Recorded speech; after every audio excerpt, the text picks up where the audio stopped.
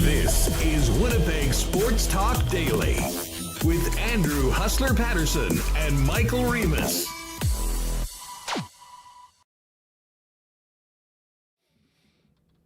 Happy Monday, everybody. Victory Monday here in Winnipeg. And I don't think many people thought that was going to be the case at the end of three quarters last night.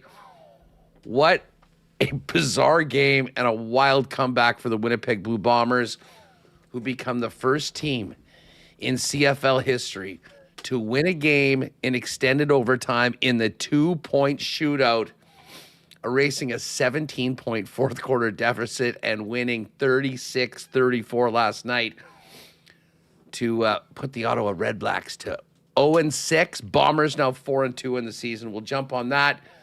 We got the World Cup final to talk about.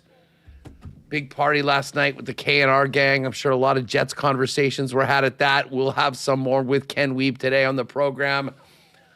A very noteworthy sports wedding in town on the weekend. And Cole Perfetti, signed, sealed, and delivered, spoke just in the last hour.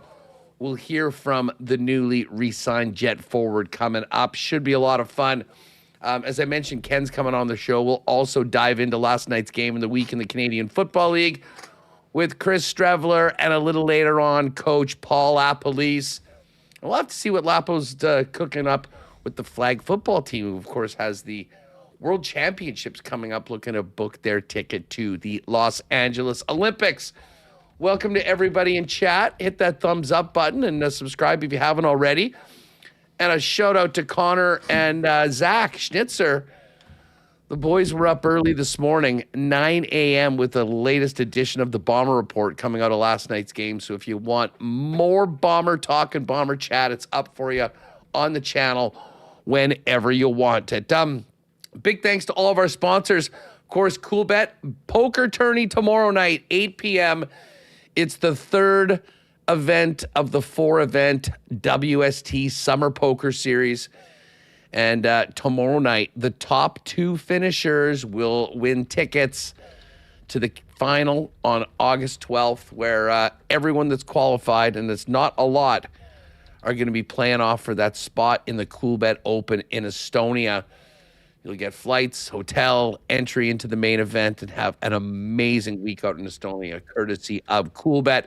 So tomorrow night, 8 p.m., is number 3. And then just if you want to mark it down, Wednesday, August 5th is the last chance qualifier before the final the next week. Also want to thank Princess Auto, Chud's Power Sports, Clean Line, Plumbing, Heating, and Electrical, Manitoba Battery in Aikens Lake, Breezy Bend, Royal Sports, Boston Pizza, Little Brown Jug, Travel Manitoba, the Winnipeg Gold Eyes, who are back in action coming up on Friday of this week, Assiniboia Downs, Rolly's Transfer, St. Vital Dental Center.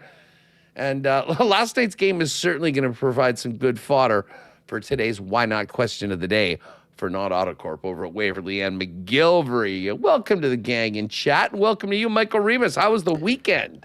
It was a hot one. It was a pretty good weekend. Start off a bit of a bummer there with the Nathan Rourke injury on the Friday night game, no Thursday night games with during the MLB All-Star break, which we discussed. So I was really jonesing for the week to start off. And early on, just the game, just damper on the game.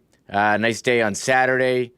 Got out to my brother-in-law's pool. Took in the rugby at Princess Auto Stadium. Team Canada. Oh, you made the rugby. How was that? Team Canada win over Zimbabwe. And shout out to the section of Zimbabwe supporters as well. It's about 6,700 in attendance.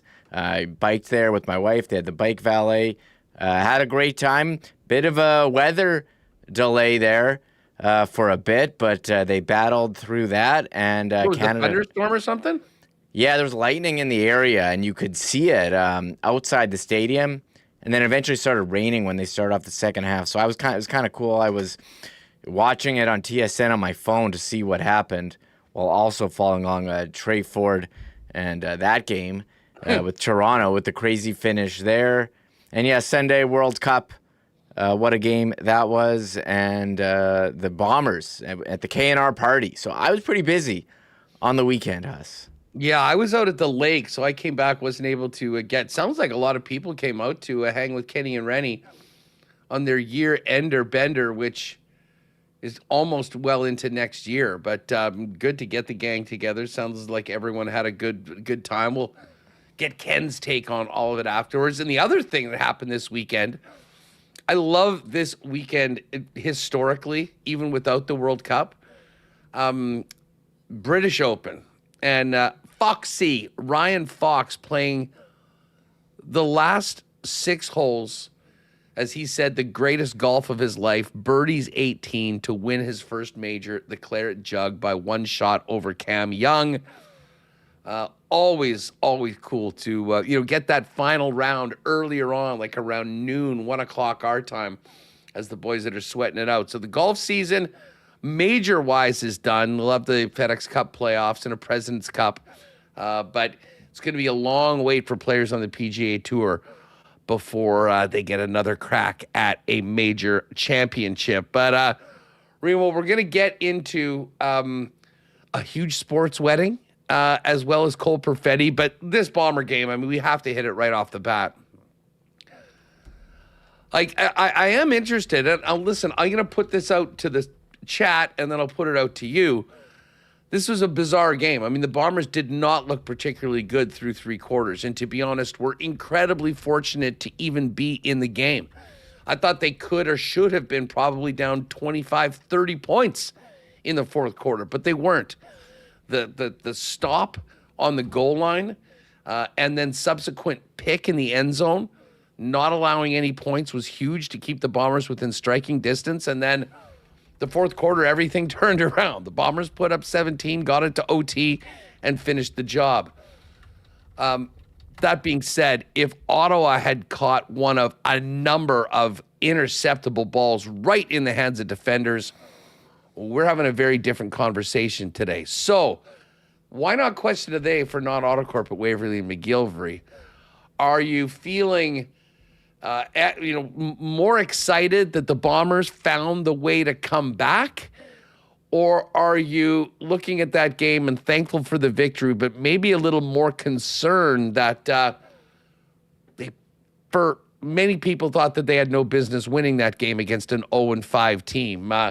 There's a lot of yin and the yang on this, Remis, but the bottom line, and I know Mike O'Shea and anyone in that room, and I'm sure Chris Streveler, when he joins us, will say, this is professional sports. This is about winning, and they got the win. Thank you very much. See you Friday against Calgary.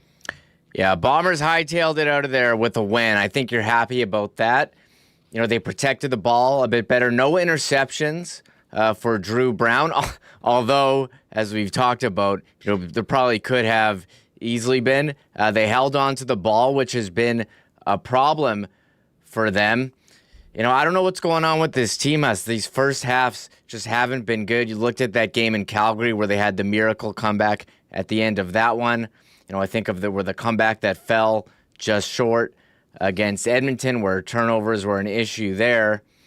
These first halves have been a problem, but you have to like what you saw from them in the second half. And it's amazing the Bombers are 4-2 in the season with just the way that they've looked. But hey, it's, what is it? We were in week 7 now. We're not even halfway done. We know that it's about how you're playing in the playoffs, and they want to peak at the right time. We don't want to have these conversations. Are they peaking too early? So nice that they're getting these wins. They know there is room for improvement, and you like the resilience that they showed, but it could have been easily, the whole game you're thinking, how terrible would it be? We thought this was going to be a revenge game for Drew Brown. He was going to show Ryan Didwinny that he made a mistake, and the Bombers are going to get a win easily. Wasn't that easy. They do get the win, But now you have a short week against Calgary, who's looked pretty good despite their losing record.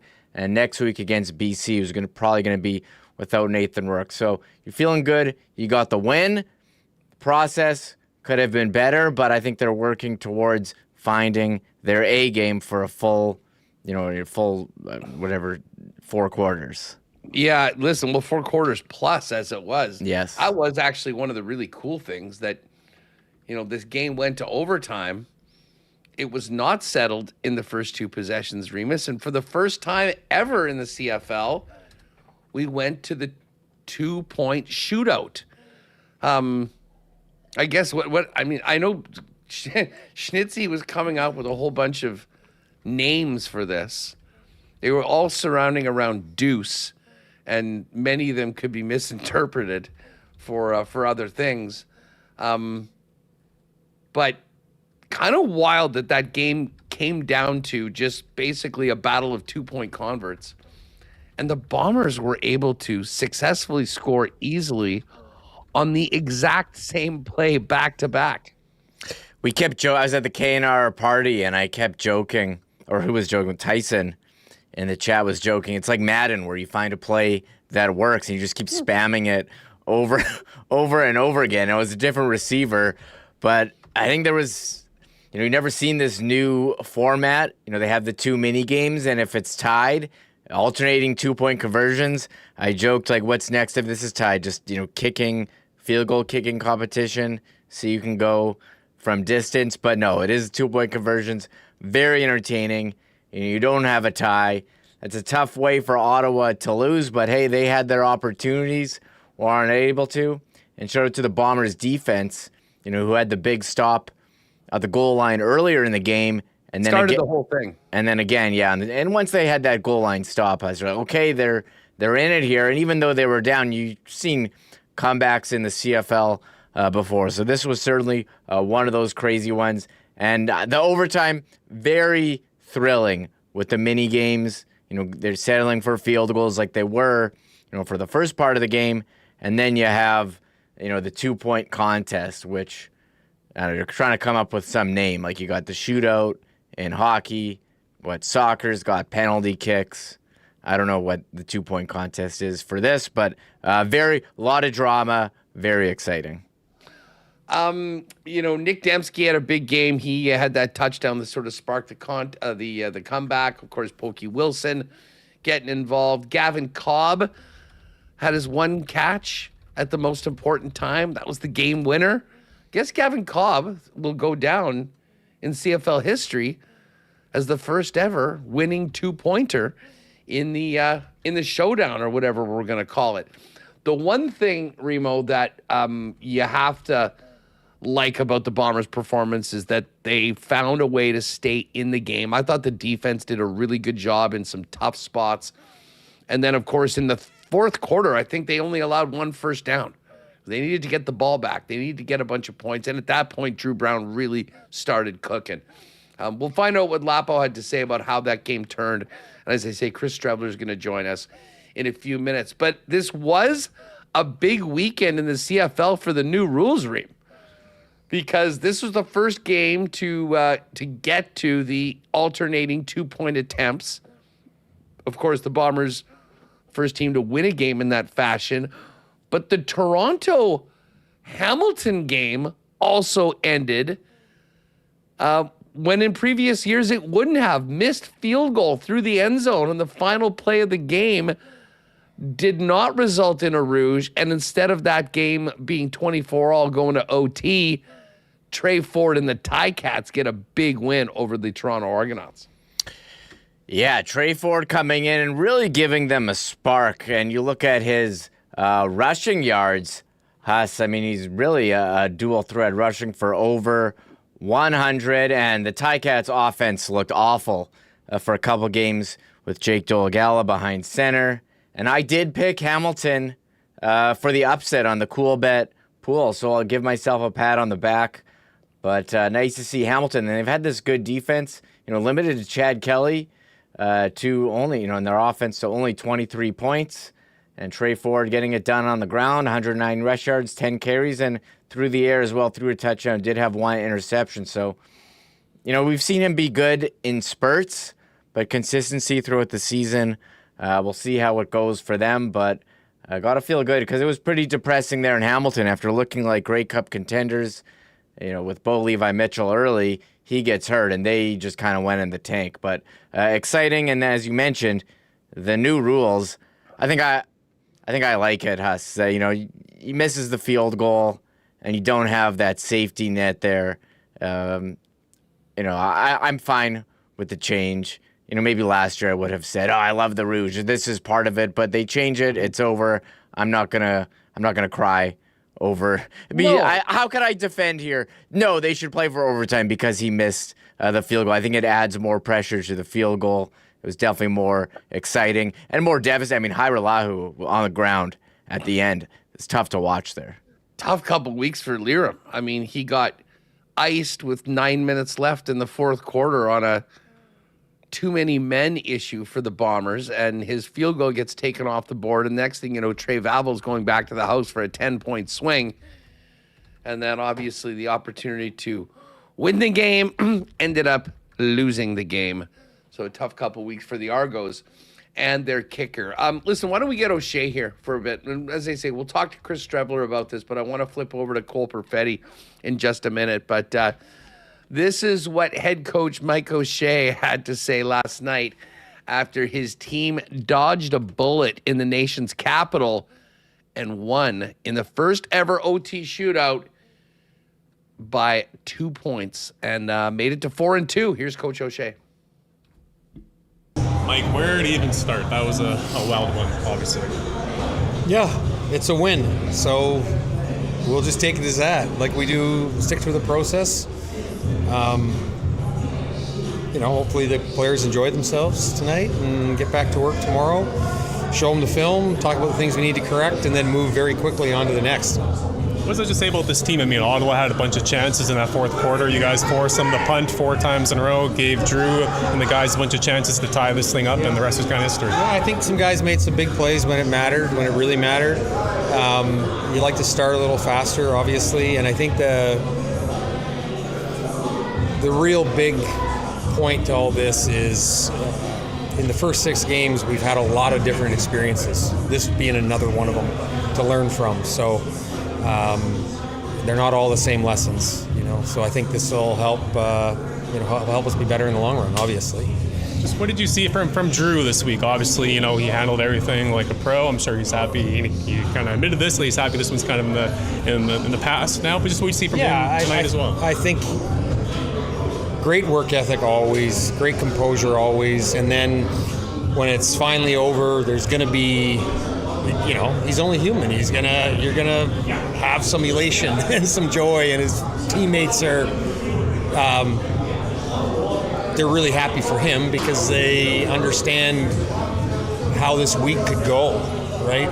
You're put under a lot of pressure and put under the microscope and asked a lot of questions that you might not want to even answer, but he handled himself like a pro. So his teammates recognize that, and they're very happy for him. You mentioned the lessons learned. What are the lessons from tonight then? Well, I think there's another piece of evidence that says the CFL is a great game. You're never out of it. The amount of focus required, where the attention should be put. If you don't play clean, you're going to put yourself in peril. Like there's so many, right? And some of them we're learning again, and then I think just the whole way overtime works and the 2-point converts and those things. It's good to go through that. All right, so there's Coach O'Shea. Hey, win's a win. We'll move on. And listen, I'm sure he's got some major concerns over some things, and I think if you pump some truth serum into Mike O'Shea, he would admit that the team was very fortunate that Ottawa and the Ottawa defenders particularly can't catch, because any one of those balls that were in danger, if they were grabbed, that comeback doesn't happen as it happens. But no one's going to be, they don't have to apologize to anyone, and they're 4-2. setting up a very interesting game off a short week on Friday night at Princess Auto Stadium against the Calgary Stampeders. It was a pretty festive scene, though, in the Blue Bomber locker room after the victory. Reem, why don't we fire this up? I think the Bombers put this out on X after the game. Drew Brown getting the win. Here's the fellas.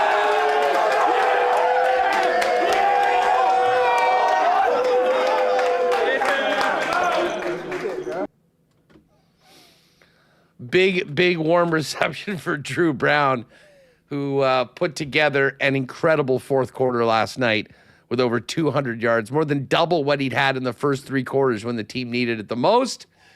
And the Bombers escape with a victory. Look at Sergio there in the bottom corner, pretty fired up. We'll talk more about the game coming up with Chris Streveler and a little bit later with Paul LaPolice. But let's move over to the Jet stuff, Remo. And listen, I don't want to bury the league. Cole Perfetti spoke today, but I mean, let's face it, the biggest story around the Jets this weekend was the wedding of one captain, Adam Lowry. It's funny, I had came up on my social media soiree events, posting a very beautiful reel of a wedding at 529, and someone came up to me at the Kenny and Rennie party and said, hey, when Gretzky got married, that was like in the big news. Like, what? This should be the number one story in Winnipeg right now. The captain of the Winnipeg Jets getting married. And I said, you're right. I remember when Andrew Ladd got married in the summer of 2011 when the Jets were on the way. The Winnipeg Sun had his wedding photos on the front page. So congratulations to Adam and Laura on their wedding, and it seems like a lot of teammates came in for this wedding as well, Hustler. Well, and the fact, I mean, it's just a cool story. I mean, obviously, we don't get into a lot of the guys' personal lives, but you mentioned Andrew Ladd. Like, Adam Lowry, the fact, like, he got married right here in Winnipeg. I mean, this wasn't everyone. We're getting a bunch of pictures from an event that was in Calgary or in the States or somewhere. I mean, it was right here. So, a lot of the Jets back in the city for the weekend, actually get a chance to see here in the summer.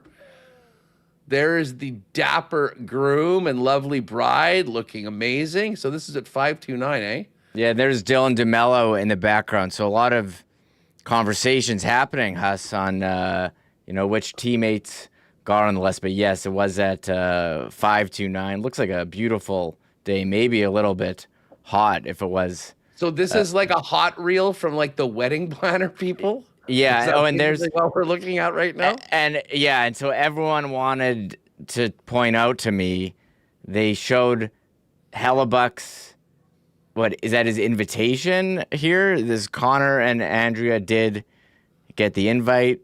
I'm assuming he was there, Huss, if there's any question about his commitment to the Winnipeg Jets. Okay, what can we learn about the offseason buzz from Connor Hellebuck? Yeah, from Adam, from the wedding Adam reel. Lowry's wedding, how does that affect the Hellemeter? That's what we're here to discuss. So here's the reel. Beautiful wedding, and congratulations to them. I think there's Kyle Connor, DeMello.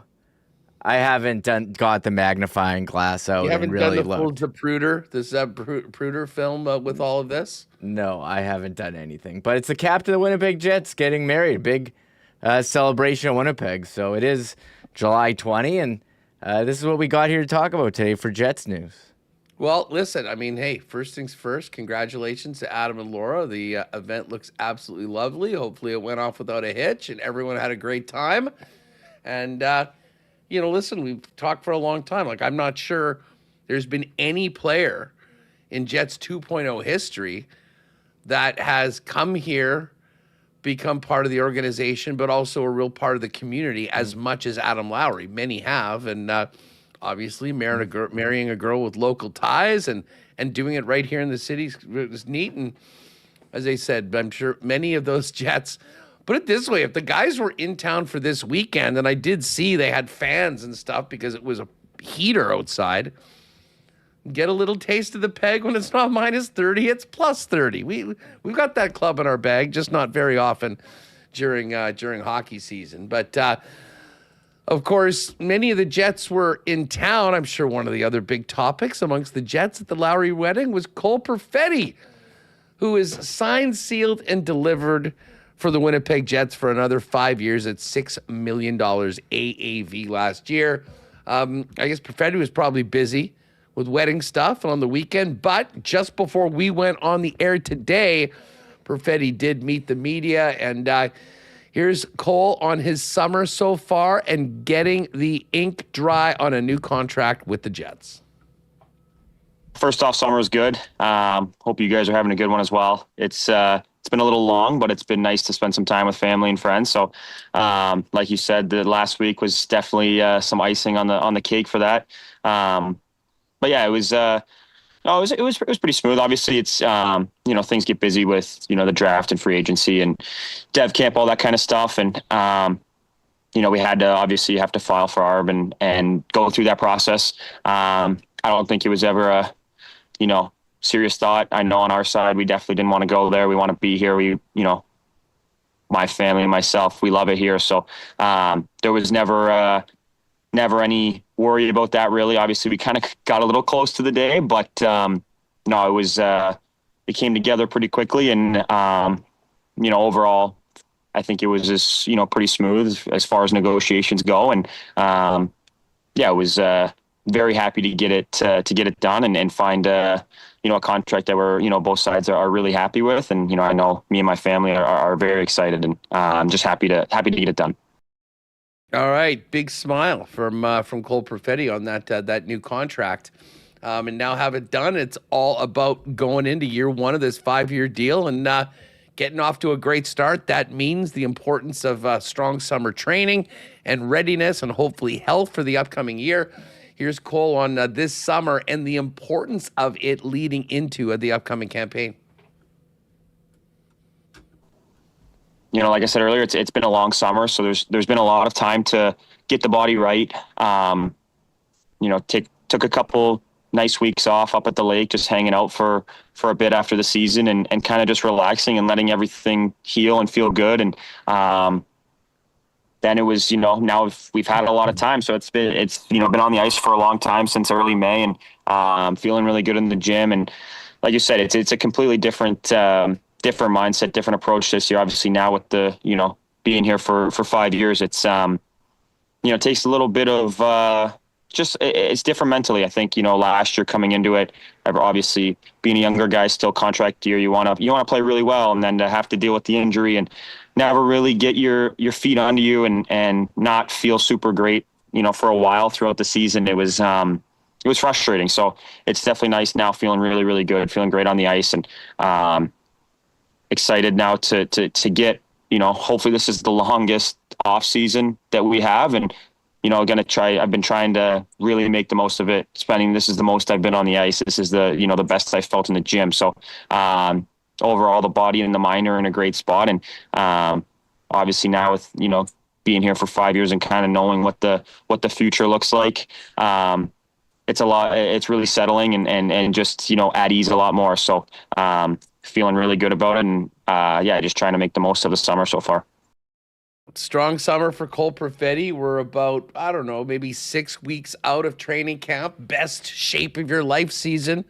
And we'll be hearing that. But this is an important summer for Cole. And I think for him to take his game to the next level, you want to be in the best shape, maybe bulk up a little bit. And obviously, first things first, just get through camp and hopefully be 100% when game 1 of 84 this season begins. Obviously, Perfetti was involved, but the agents and Larry Simmons and Chevy do the job. So there was an element to finding out the deal is done. Here's Cole Perfetti on finding out he had his new 5-year contract. There were some discussions earlier in the week and the week before, but nothing that was really, set in stone or oh, this is actually happening. So we were kind of going back and forth a little bit, and like any negotiation, just trying to, see where both sides are at. And so I wasn't expecting anything. I was actually with my mom and dad. We were driving up to the lake. My Sea-Doo lift broke, so I had to go fix that and meet a guy up there. And so we were driving up and got a call from Pat and kind of explained the situation. This is where we're at, yada, yada, yada. Couple more phone calls, and I think it was like 4:30, and we were just, getting ready to head back home for dinner, and got a call kind of saying this is sounding like what it's going to be like. And it was awesome. Obviously having my parents there was, being able to be with them right away was awesome. And so it was, I'll never forget that day for sure. Just hanging out at the lake and enjoying that. So it was awesome. All right, and here's one more from Perfetti. This is, the reaction from his teammates after signing the new deal. Perfect timing, I guess you could say. It was great to go out there. Was in Winnipeg this past weekend, so it was great to see everyone. Got to have a couple dinners with everyone, and just spend time with the guys, and so it was great to see them. And they were obviously super happy, super supportive, and so we had a great time together. And it's great. When I signed on Wednesday, it was the amount of messages from the guys on the team, past teammates, whatever, reaching out, just very happy, very excited, and means a lot when guys that you're playing with right now are that excited and texting you, but also guys that you've played with in the past that are super happy for you. So great to see everyone this weekend and be able to hang out and celebrate it all together. But it was awesome just talking to the guys and catching up with everyone over the summer, and it was good. There's Cole Perfetti, and of course he was in town presumably for Adam Lowry's wedding, but this was supposed to be his arbitration date, so I think it was in all parties' best interest to get that done last week. He wasn't worrying about it over the course of the weekend, and he didn't have to fly from Winnipeg to an ARB hearing. He got to go back with his newly fixed Sea-Doo lift and get out in the water and enjoy some of the summer. We're going to get back to football, but we will talk some more hockey. Perfetti dealing more with Ken Wiebe, who's going to join us coming up near the top of the hour. Before we talk to Chris Streveler, though, a big thanks to our friends at Clean Line, plumbing, heating, and electrical. Winnipeg's residential and commercial plumbing experts, now offering heating and electrical service as well. Clean Line's been Winnipeg's most trusted plumbers with over 40 years of fast responses, lasting results, and 24/7 emergency services across all of Winnipeg. So when you are in a jam, you can always call Clean Line. 204-500-2001 is the number. Write that down, 500-2001. When you're in a jam, Clean Line is there for you. And you can also find out more on all of Clean Line's residential and commercial services or make an appointment online at cleanline.ca. Bombers, big one coming up on Friday night. And hopefully that their battery, if you will, can get charged up on a short week. Manitoba Battery powering the Bombers this year. And Winnipeg Sports Talk is your local spot for the best in batteries for literally anything and everything you need. When we're talking cars, trucks, but bikes, boats, ATVs, golf carts, RVs, you name it. Manitoba Battery has the battery for you with the best prices in town, period. Beating the pants off the big box stores. So for all your battery needs, shop local with 2 locations for Manitoba Battery, Logan Avenue and Dover Court Drive. Save money at the same time and get the best in customer service at either Manitoba Battery location. And you can always order online as well. And they do deliveries inside the perimeter of Winnipeg. Order online today at manitobabattery.com. And hey, shout out to our friends at Rolly's Transfer. Folks, if you have a move coming up in the summer or fall into the winter, make sure to holler at the gang at Rolly's Transfer to help you out with that. They are the most trusted name in moving. Family owned and operated for over 60 years here in Winnipeg. Check out their website at rollies.com.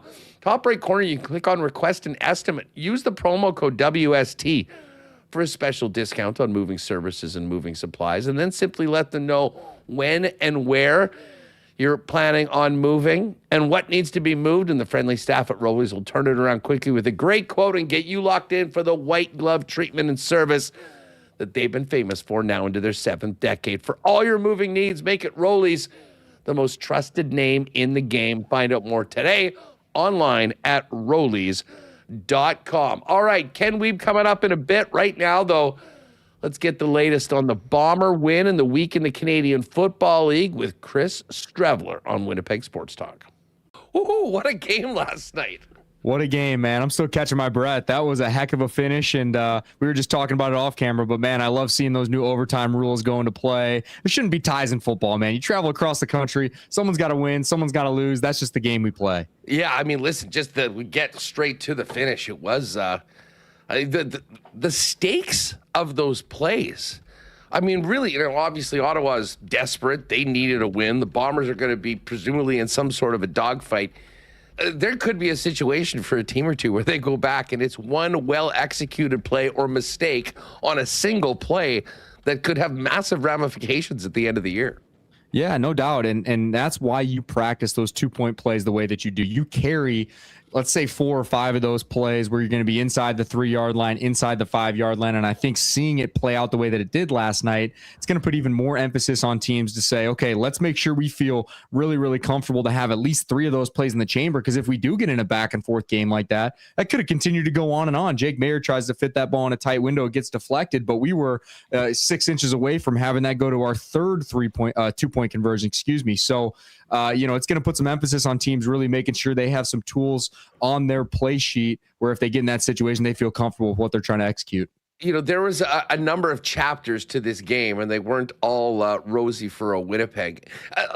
What did you think of the first quarter? I mean, the first half, I guess. It was sort of two teams going back. The defense was playing pretty well. Offense didn't really get it going, but it seemed like the Bombers were more than happy being in a tight game where the score was close. And then at the end of, a couple mistakes, you get the football back, a late touchdown, and all of a sudden in a game that was very close, you find yourselves down 10 points. I mean, was this just letting the foot off the gas a little bit at the end, or overall was this far below the Bomber standard that you're used to?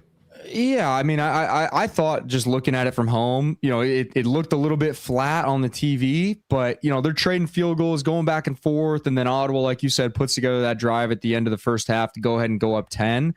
It's funny, man, like, Ottawa's just a place that the Bombers traditionally in the last few years have not played that well. We were able to get it done there last year. Gritty, disgusting game. I have 3 completions, but we get a win. But it generally is just a place where they haven't played great. But then to find it in the second half, particularly in that fourth quarter, and rally the way that they did, heck of an effort. And it just, to me, speaks a lot about the leadership on that team of guys sticking together and believing in what they're capable of doing and then finishing in the end zone, something that they weren't necessarily able to do in the first half.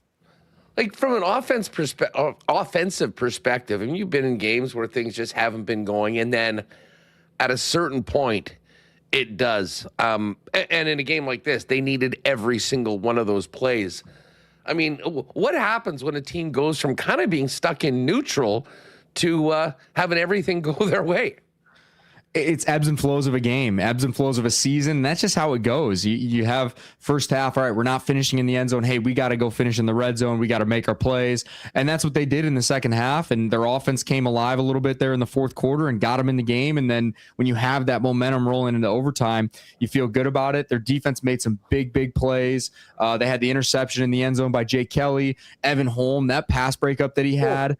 It was unbelievable. And then he almost had another one there in the first 2-point conversion where Geno Lewis caught it. I have no idea how he caught that ball, but they just seemed to be making their plays. And that's just how the game goes. Sometimes it bounces your way, sometimes it doesn't, but you just got to keep your head down and keep chipping away.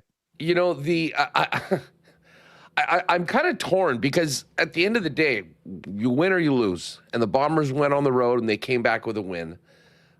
It was not pretty. It was one of the great comebacks we've seen from the Bombers in a long time. And yet there were so many opportunities that I will say if it wasn't a struggling 0-win football team, they make one play, and we're probably talking about a disappointed fan base. How do you parse the good and the bad despite getting the ultimate result you wanted with a victory? Yeah, look, there's always going to be things that you want to improve on, but like what I don't love about football and about the CFL and everything is this idea of style points, right? Like, yeah, you want to get it done, you want to beat every team. Like, should they have beat Ottawa by a couple scores yesterday? Probably when you look at them on paper, but You play 18 games in a regular season, you're not going to be on your A game every single week. That's just the way it is. But what good teams do is they find a way to get it done even when they don't have their best stuff. Are there things that they can clean up and that they will need to clean up as they continue to make a push in the West? Absolutely. They know that. Everyone knows that. But to go on the road in a tough game with a team with their backs against the wall that they need to go get a win, and you find a way to get it done, that's a win, right? That's all you can ask. They don't ask how, they ask how many at the end of the day. They got it done. They moved to 4-2. They're not going to look at style points at the end of the day. They're going to go watch the film and clean these things up going into a short week at home against Calgary, which is going to be a tough interdivisional opponent. So they're going to get better from this, but to get it done on the road in that situation with a team that needed to go get a win, they got it done. Drew Brown has now had, the first start, he had one practice, had a couple more last week, a bit longer of a week. He's now 2 in and 2-0. But this really was the tale of two games. I think he had like 100 yards through 3 quarters and then went off in the fourth. You know all about going in behind Zach Collaros and trying to keep the ship going in the right direction. What did you think about Drew's play overall for the full 60?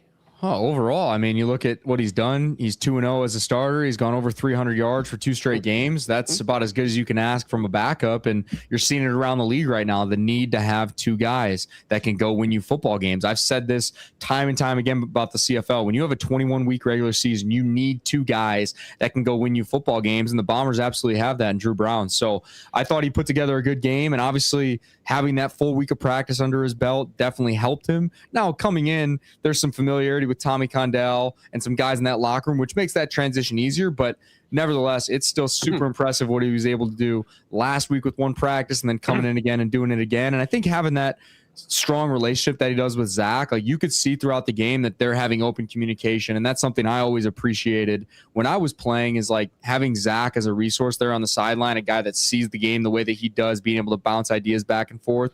I know that he's been a great resource for Drew the same way Zach was for me. There was a point in the game yesterday. I was watching with some friends when I got back from the lake, and you could have legitimately said the Bombers probably should have been down by 25 or more. The goal line stand 3 times in a row never happens. As an offensive player, Chris, when you're sort of struggling, what is it like on the sidelines within the offensive unit when the defense steps up like that on the goal line? Yeah, it's a huge momentum swinging play. Now, obviously, the Bombers didn't necessarily capitalize on the next drive, but to get off the field in that situation and give up no points is massive. When, again, we said it earlier in this conversation, if Ottawa scores there, we're probably talking about something completely different right now. So to get off the field there, but also like, one thing that I don't think got talked about in that sequence enough was the discipline of Winnipeg. And what I mean is when the team's on the 1-yard line and the defensive line's on the goal line, how many times do we see them getting called for offsides just by simply misalignment? The refs can see exactly where that 1-yard cushion is because of the goal line. So I know that's something they harp on in Winnipeg, and for them to have the discipline to not line up offsides 3 times in a row, I swear it happens all the time. So credit to that defense, that defensive line playing stout, playing tough in a situation where a lot of teams just roll over and say, hey, 1st and goal from the 1, let's just give it to them. They didn't do that. They got off the field, got the ball back to their offense, and that ended up being a huge play in the game to keep Ottawa off the scoreboard there. Brady didn't have a huge game. He carried 10 times for 48 yards, and they got it to him a couple times out of the backfield. Sometimes game script changes, and if you're down multiple touchdowns, you got to do a lot quickly. There's a lot of an air game, but we saw the Bomber running game come up big in overtime later on. From a quarterback perspective, when you're managing a game but wanting to keep just tell us about the challenge of, hey, you want your running back to feel like he's a part of it, getting the football, but again, distributing the ball to receivers and having everyone feel a part of it. Well, I know Brady, first and foremost, is a team guy, right? The most important thing for him, just like everyone else on that offense, is to go win the football game by any means necessary. And he ends up staying in it after not doing too much throughout the game, not getting a ton of carries and opportunities, and has that big run in that first overtime to kind of set them up in a good position there. So, from a Bombers offensive standpoint, you look at what they've done in terms of being able to spread the ball around to Dembski, Tim White, Pokey, Tommy Neal. They've got some weapons, and they're not even getting Brady going too much on the run in the run game yet. So to have that, at your fingertips as we get into some colder weather, later season games. You're going to need to play with the run game a little bit more. And we know Brady's more than willing to do that. And he's going to be a team guy first and foremost. And whatever it takes to get the win, I know that he's more than willing to do that. You know, you mentioned the game last year against Ottawa, the infamous, what was it, 3 completion game, guys just ran it down. And I think Drew went for over 400 in that game. It was one of the more bizarre games probably in CFL history. Bombers go in, you find a way to win. I'm thinking about Ottawa Red Black fans that saw that happen last year and walked out of the stadium last night after being up 17 in the fourth quarter and losing in the first 2-point shootout. This team's now 0-6. They had that game multiple times. How difficult will it be for Ryan Dinwiddie and this team kind of moving forward to try to, just find a way to win a football game after some disappointing games? And I mean, that one, there's not more tough ways to lose than the way they did last night. Yeah, it's been a tough start for them. And they've been in games. They've played some teams tough and just have not found a way to get it done. They're going to all have to do some soul searching, some deep looking in the mirror and say, okay, how do we want to go out and finish off this season? And it's disappointing, man, because from a league standpoint, like, Ottawa has a pretty good fan base and they have fans that want to get behind the team, but it's just hard when you're not going out there and winning games. I always enjoyed going there and playing because I did feel like they have passionate fans. So, for the league's sake, I hope that they can start to get back on track and start to engage that fan base a little bit more. But, I think you look across the board, you could probably point your finger at every single area of their team and say, we're probably not getting enough to get it done here. Everyone always wants to look at the quarterback and say, oh, Jake Mayers, they go to McLeod. He goes for 344 and a touchdown last night. Like, did he play perfect? No one ever plays perfect. But I'm not sitting here saying we need to make a quarterback change to go get it done. I'm watching the game like, okay, he's doing enough. He's keeping them in it. I mean, they're a bang play away from extending that to another 2-point convert there at the end in overtime. So they got some issues in terms of across the board, protecting the quarterback, running the football, defensively getting off the field late in games, making plays on special teams. So they got to do some soul searching over the bye weeks so they can go ahead and finish the season strong. You mentioned, obviously, Jake Mayer in new QB. Bo Levi Mitchell was playing at such a high level this year, and really unfortunate injury that kind of seemed to do a 180 on their season. But they went on and got a win. 2 things on this game. I'm not sure how much you saw of it. Just thoughts on Trey Ford kind of getting the start, going out and leading his team to victory. And we talked about the new rules. That game would have been a tie with the old Rouge rule. What do you think about not giving a point and having that game be over as opposed to going to OT on the single for the miss? Yeah, well, hey, just so you know, I'm dialed in on every CFL game. We talked about my new YouTube channel. I'm getting into all these games, so I love watching them. I genuinely enjoy the game, so I stay dialed in. And look, I loved what Trey Ford brought to that offense. They needed a spark. Again, it's been kind of well talked about that Dolegala was not the issue in SAS, but their offense needed a spark.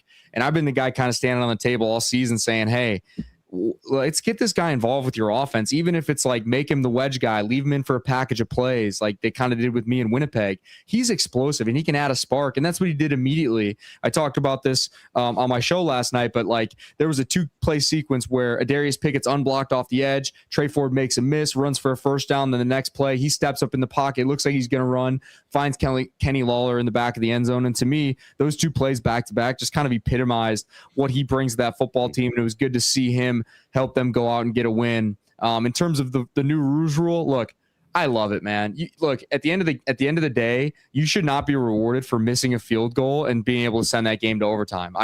You got to go make your field goal. That's the game, and I think that rule change was great the way that it played out. I love the way both the rule changes played out. I don't like ties in football, so let's play it out. I don't think that you should be rewarded for missing a field goal, even if it goes out the back of the end zone. There's no consolation prizes in football. So I think that played out the way that it should have, and you definitely feel for Haralahu. I mean, he's been one of the best guys in the league throughout his career in the last few years as well. To go out there and miss that, I'm sure he'll bounce back, but definitely a tough break for Toronto, and they're still kind of struggling to put a whole team win together as well. Well, and it's been a tough couple of weeks for Haralahu because he was also involved in that bizarre play against the Bombers the week before where Osh thought it was too many men dropped the timeout that took 3 points off the board with 9 minutes left in the fourth quarter. And then, of course, we know what happened next. Trey Vavel going 129 yards to the house. Yeah. BC Edmonton kicked it off. And, I mean, it's kind of hard to talk about that game without talking about the injury to Nathan Rourke. Just thoughts on BC, Chase Bryce, and, how competitive this team can be if they're going to be without Nathan Rourke for any significant period of time. Yeah, so I was having trouble getting the game up in the States. So it's like midway through the first quarter, my phone's blowing up like, oh, Rourke just went down. I'm like, oh my gosh, I got to get this game up. So I get it up. I see him coming out of the locker room in the sling, and I'm like, oh, that doesn't look good. And I was kind of vocal on X this week, and I've said it earlier in the season that I'm a fan of Chase Bryce. Whenever he's gone up in mop-up duties, he's been able to kind of move the football and do some good things. Obviously, this was not his game, right? With the 4 interceptions, it's not great. It's not what you want to put on tape. But at the end of the day, what I did like from him is he didn't really lose confidence. He kept throwing a football. Late in the game, he's rolling out to the left. He throws a left-handed pass. I mean, he's still trying to make plays, and he had him in a position where they had a chance to go down and have a game-winning drive there at the end, just weren't able to capitalize. So if you're BC, you're going to be rolling with Chase Bryce again this week. You don't really have anyone else that you're going to put in. So having a full week of practice for him under his belt where he can really tailor the game plan to what he likes, what he's seeing, what he feels comfortable with as a backup, that's so important, because I said it this week on social media as well, is like, when you're a backup, you're just not getting a ton of reps in practice. And a guy that hasn't played a lot of meaningful snaps in his career, he hasn't gotten a lot of real practice reps. So this week of practice, being able to have that full week under his belt is going to be big for him to go out and feel really comfortable with the game plan. And, you talk about quarterback depth around the league. I've been talking about it. Everyone's been saying it, but it's so important. And you've seen some teams that have been able to find depth, some teams that are still working to develop depth. And I kind of went into this on my channel about, how I think the CFL can go about developing quarterback depth when this next round of veterans retires, but it is something that the league's going to need to continue to invest in. There's no doubt about that. Hey, before we go, Chris, I want to ask you about the Calgary Stampeders. The Bombers, of course, have a very short week. They've got Calgary coming in here on Friday. And Calgary's 2-4 right now. They lost their first 2 games of the season on walk-off plays. And then, they go toe-to-toe with Montreal. They put up 30 in back-to-back weeks and yet lose. This team feels like they're a lot better and a lot more dangerous than the average 2-4 team coming in. And I imagine they'll be playing with a real sense of urgency because of the way that the West stacks up. Just thoughts on Friday, looking ahead, and the challenge for the Bombers to come back, try and keep the wins coming against what should be a very hungry team that's playing with some desperation. Yeah, 100%. You hit it on the head. But if you look at these two teams, you've got Winnipeg potentially moving to 5-2, Calgary dropping to 2-5 if they lose this game, and Winnipeg will have won both games head to head. So you can feel that sense of urgency from Calgary wanting to come in and really get a win to tighten up the West a little bit. And you look at this Calgary team, you said it, they've lost a lot of close games, and you go toe to toe with Montreal both weeks. They're on a drive to go win.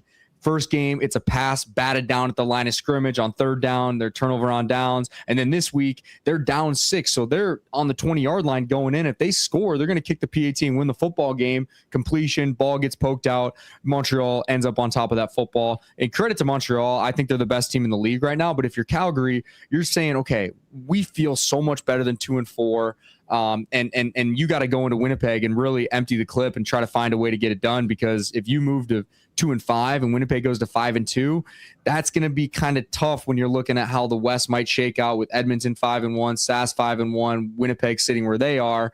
At that point, Calgary, you're probably looking at a crossover opportunity. So, big game for Calgary and a big opportunity for Winnipeg to kind of stay neck and neck, especially with Edmonton and Sask playing this week. One of those teams is obviously going to lose. So you're really going to be able to position yourself nicely to make a run at first in the West if you can go get it done this week if you're Winnipeg. And while we mentioned that with Calgary, maybe even worse in BC, 1 win and without Nathan Rourke. This is they got to find a way to get some wins right now with Chase Bryce, depending on how long Nathan Rourke is out, because as you mentioned, never mind Calgary's situation, BC's at 1 win, and I think we all look at that team and think this is a team that should be able to play with anyone, but you are what your record is, and their record isn't good, and they're in a tough spot. Well, they got to find a way to get the running game going. Especially when you're a backup quarterback, if you can take some pressure off of that guy by putting yourself in second and medium, second and short, I don't even know if they rushed for 10 yards this week. Like they weren't able to get it going at all. And they really, except for the first game against Edmonton that they won, they haven't really had too much of an explosive running game. So I think that that's something that they're going to come back to this week is like, we have to establish the run to try to take some pressure off a guy who's going into his first career start in the league. So if you're BC, man, you want to do that. Their defense actually played pretty good this week. They held Justin Rankin to 19 yards rushing on the ground, and they've done that both times against Edmonton. So the run defense is stout. And if you're BC, man, you really got to try to go get some wins here, because otherwise this West race is kind of going to be getting away from you. And this is a team that, made it to the West final last year and had an opportunity to go to the Grey Cup if it wasn't for that last drive by Sask. So that's the way the season goes sometimes. There's injuries, there's a need for depth, and that's just the way the cookie crumbles. See It Like Strev is the show. Fill people in on all the content that you're cranking out now. You've got the little more time in your head, not busting heads every week in the CFL. Yeah. See It Like Strev. So that's going to be my YouTube show. Sorry, my daughter just came in the room. She's calling for dad. So See It Like Strev, man. That's my YouTube show. So every week on Monday, I'm putting out a recap of the games. I give out some little fun weekly awards, and then I preview the upcoming week of games. Been putting out a bunch of short form stuff too, so telling some stories from my career, some behind the scenes, and then I've had the opportunity to do some really cool interviews with guys around the league. We had Davis Alexander on, we had Brady Oliveira, Trevor Harris, so we got some other fun guys lined up as well. So just trying to bring positive light to the league, have real conversations with guys in the league, and give fans kind of an inside look on their process, their mindset, and what looks like to be a player. And then again, just trying to share my knowledge and energy for the game. I love the CFL, and it's been very exciting, and hopefully I can position myself to do some more broadcasting here in the future. Well, when you're hitting the Ottawa Bomber game this week, feel free to drop a few stories of last year's 3 completion win. I don't know why that game has just come up so many times in random conversations for so many different reasons. And then, of course, the Bombers find another way to win in a rather unconventional way. Hey, you know what, man? People want to take jabs and say this and that. Hey, we won the game. That's the name of the game. Like I said earlier, they don't ask how, they ask how many. So I'm kind of proud of it, man. I don't know how many teams have won a game with 3 completions and 52 passing yards. So I'm going to put my hand up and say, hey, I'm pretty proud of that. I have that beat, though. If you go back and look at my one start I made at the University of Minnesota in college, I had 1 completion for 7 yards, and I had 172 rushing yards, and we won the football game. So, again, they don't ask how. They ask how many. The quarterback's job is to go get it done, and that's what we did. Well, listen, you guys ran the football. The defense was great. Trey Vavel, that was his breakout game, really becoming a star. I mean, listen, football's funny because we focus so much on the quarterbacks. They get a lot of the praise. They get a lot of the criticism. But it is a team football game. And when you're breaking down wins and losses, it's not all on one guy. And the one thing, and I think this is the calling card of the Winnipeg Blue Bombers during your time, like, they don't care if it doesn't look pretty. They don't care if, oh, geez, we just ran Brady Oliveira 12 times in a row. Guess what? He ended up in the end zone. I mean, there's a process and a result, and it is all about the result. Yep, and that's that culture has always spoken to me. That's who I am as a player. I'm a team guy. I just care about winning, whatever that takes. Honestly, I don't think I ever once pulled up the stats and I'm like, okay, what are my stats? I don't care about that. I care about winning. I care about what my teammates think about me, and that's always been the most important thing to me throughout my career. Well, your teammates loved you. So do the fans here in Winnipeg, and you're actually coming back to the Peg on Friday, getting some more reps in the media game, getting to the game, fill people in on what you got cooking coming back here. Yeah, so I'm coming back again this week. I'll actually be back again in August for the game against Ottawa. So looking forward to getting back. It's always great to see the fans, getting some more reps doing broadcast stuff. I think I'll be doing some stuff with CJOB pre and post game for the game. I'm hoping I can hop on during the game, kind of do a 3-man booth situation and be up there for that. But I'm not exactly sure what all I'll be doing, but I'm sure they'll keep me busy, and I'm looking forward to getting back up there. Strevy, thanks so much. Looking forward to the latest drop. See It Like Strev at Chris Streveler on YouTube. And, of course, make sure you're following on Instagram, on X, and all the social platforms. Have a good week, and we'll look forward to seeing you at the game on Friday. Cool. We'll see you on Friday. Take it easy. All right. Weber's about to join us. Hey, Wednesday, I think we're going to be heading down to the new Princess Auto. We've been all fired up to get down there and check out the new digs for ourselves. So if you've been planning on popping by Princess Auto to check out the new flagship store, I think the day you're going to want to do that is this Wednesday. Myself, Remis, Connor, we'll get set up and we'll do the show live from PA, the brand new flagship store on Panet Road from 1 p.m. on. So, it should be a lot of fun. Pop down there, have a smash burger, some ice cream, check out the massive new digs, and just come by and say hi to the Winnipeg Sports Talk gang. Of course, Princess Auto, proud sponsor of WST, with the brand new flagship store at 500 Panet Road. And Friday night, Princess Auto Stadium, filling up for the Bombers and Calgary Flames. Find out more online and shop 24/7 at princessauto.com. I had a talk to a few friends out at VB on the weekend, and somebody brought up Chud's Power Sports, and they said, I heard about you talking about Chud's on the show. I love that place. We had some friends in from out of town, a couple other guys that are on the other side of the lake, but just spoke so glowingly about the people at Chud's. And we know it well from doing the show there and working with the Germinator and the gang. They are Manitoba's power sports superstore and have been for over 80 years.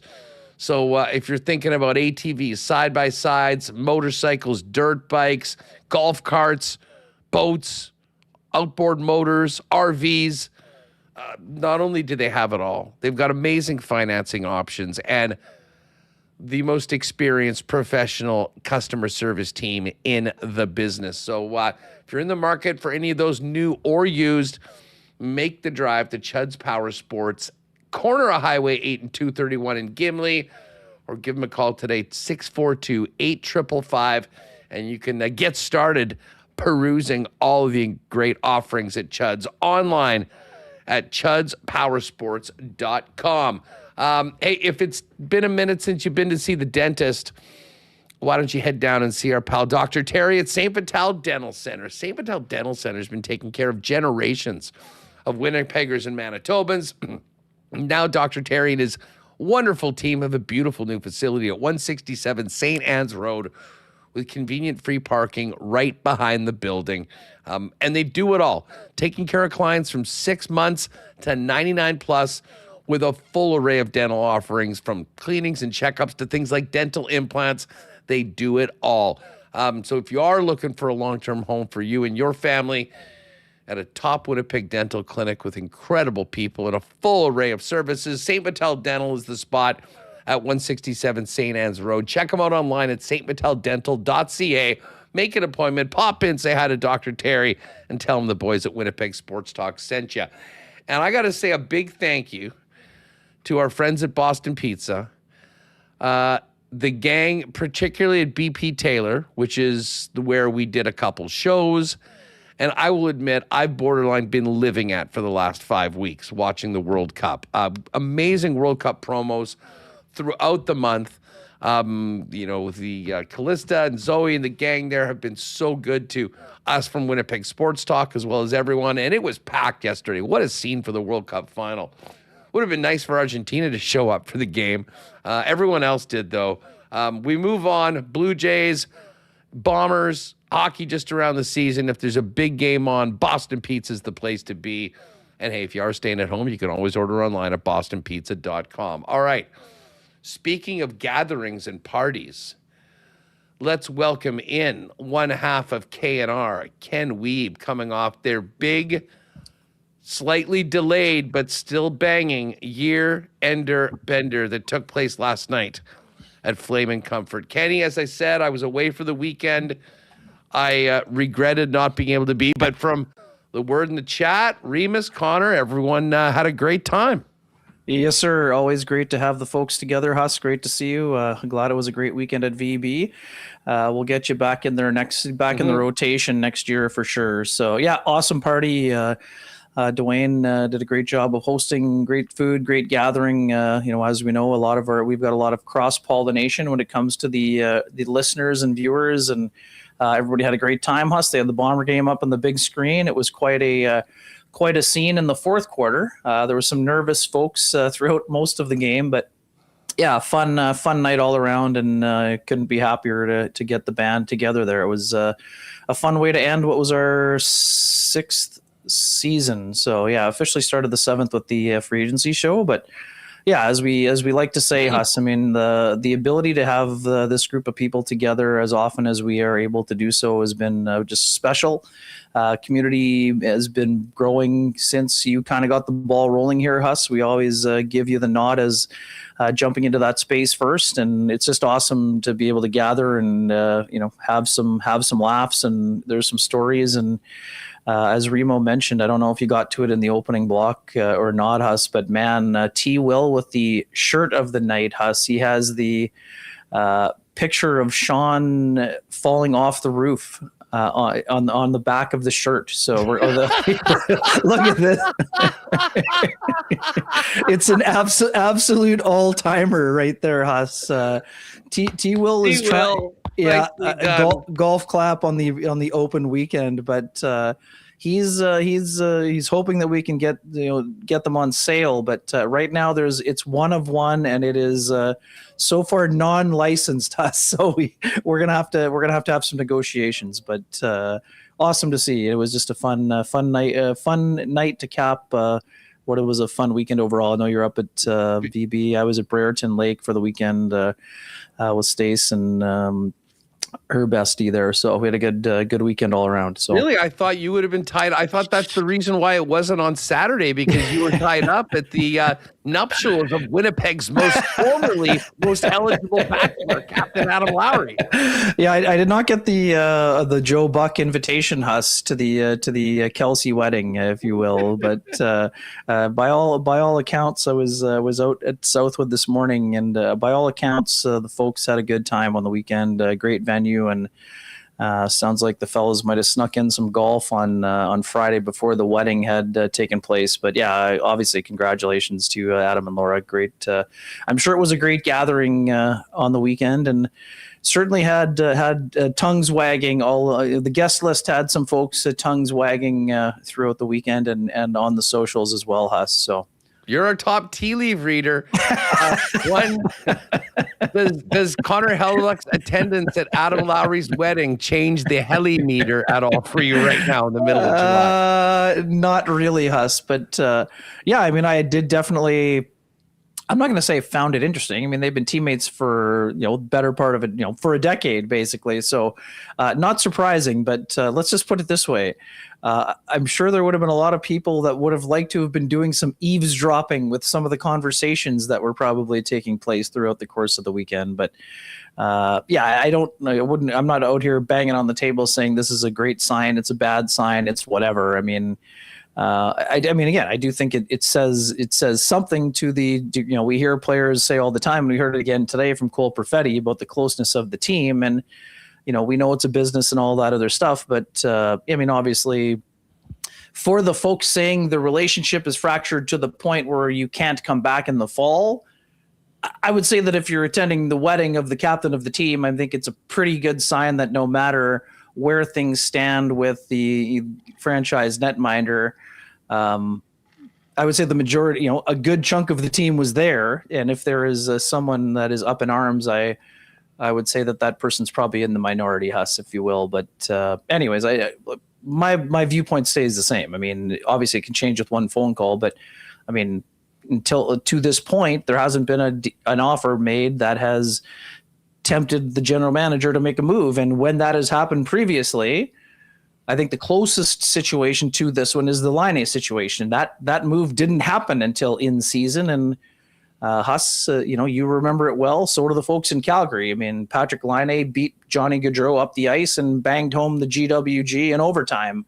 And then he was never seen in a Jets uniform again. So things can change quickly. But yeah, I mean, as of right now, my expectation is that unless someone blows Kevin Cheveldayoff away with an offer, Connor's a Jet and he's got 5 years left on the deal. And yes, I'm with you. I think it's very unlikely he finishes the deal, but there's definitely a scenario where you could see him playing the entire season here. I mean, next year it moves to a 10-team approved trade list, whereas right now Connor has all of the control. So even though he's been open to maybe some of the non-marquee markets and hasn't limited the ability to have trading partners, right now no trading partner has made an offer that has,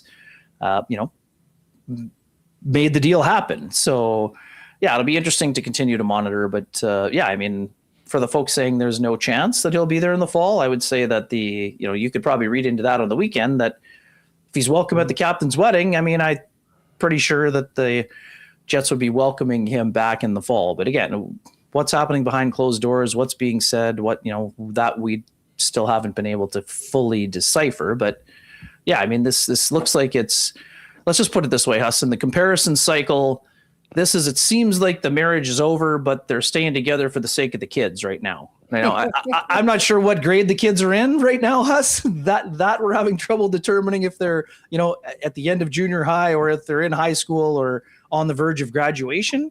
That we don't know. But to me, they're kind of in that stage. But as we also know, sometimes it's only a separation and not a full divorce. So, lots of storylines are still available at this point of the proceedings. Yes, they may be sleeping in separate bedrooms right now, but they're still cordial around the home. Good point. And making it go. One guy that was all smiles is Cole Perfetti. Thoughts on the deal and what we heard from Cole today heading into, his first year of a 5-year long-term contract. Yeah, it's not surprising. I mean, Cole was pretty upfront throughout people you expect people to say, I want to be there. Yes. But I mean, look at the actions. The actions match the words here. This is somebody who wanted to be here long-term. No, it's not 7 or 8 years, but five prime years, including some UFA years, have been purchased. And, Cole's thrilled about that. And, Cole wants to sign another deal with the Jets when this one's over, I would expect. So I think it's a fair deal. I mean, I was asked about it a lot last night and throughout the weekend. And as I said to people, and I'm sure, Huss, you're saying the same thing. I mean, you're not buying a 32-point Cole Perfetti for the next 5 years. You're buying the, 60 to 75, depending on how things shake down with ice time and lineup decisions and deployment and first power play minutes. But Cole Perfetti is going to be moving into the, he's already becoming a core member, I guess. This is my way I would describe it. I love the fact that he said he wanted to take on more of a leadership role. And I think Cole has already taken on a leadership role, which, again, can be hard to do when you're in the midst of having a tough and frustrating season production-wise. But Cole's a very accountable person. He is a very hard marker for his own skill set and how things are going. He's not afraid to say, I need to be better when he needs to be better. And he's also a guy who is a positive person and knows what he can do, knows there's room for growth, and has been putting in the work with Matt Nickel to take the next step on that growth development path. So I think this is a great deal for both sides. And yeah, I mean, it doesn't happen often, Huss, that you can almost double your salary when you have a down year. But when you're looking at the bigger picture, I mean, Cole's been a pretty productive player already. And for the folks saying, oh, he's not proven that he's a second line player, that's not true. I mean, he's had several seasons knocking on the door of 20 goals. And Huss, I won't be surprised if he's a 25 plus goal scorer next year and is north of 60 points. And like I said, if the first power play unit gets back to where it was 2 years ago and Cole's on it, which we expect him to be in that pop position in the slot, Cole could bang home a couple extra, 10, 12 extra points. And all of a sudden he's north of 70. Now, again, it's not a guarantee, but I'm envisioning him to be a regular 65 to 75 point player. And you and I have talked about this before, Huss, depending on what's happening with Gabe Vilardi and who's with Vigo Bjork, if Cole's getting some minutes with Kyle Connor and Mark Scheifele, I mean, he might get to the point where he's a point a game player, to be honest. So like what I heard from Cole, he's an upbeat person. He loves where he is. He embraced the community from the moment he stepped onto the ice here with the Moose first and, during that COVID year. And this is a guy who, again, for a franchise who needs more homegrown talent developments, draft, develop, and retain stories, Cole Perfetti signing a 5-year deal is a win for all parties. Yeah, and listen, he's going to have plenty of opportunity. Hopefully he'll have better line mates than last year. I mean, I think the injury was one part of it, but I mean, that second line was lost all season long. I mean, we spent a lot of time talking about it. Let me ask you this, Ken. If there's no Hellebuck trade and Helly's back here and whatever, this drags into the season, How does that top six look? Like, who is? I mean, I know there's a couple combinations. I mean, do you just stick with Scheifele, Velarde? I kind of think that Velarde would maybe make sense with Vigo Bjork. Me too.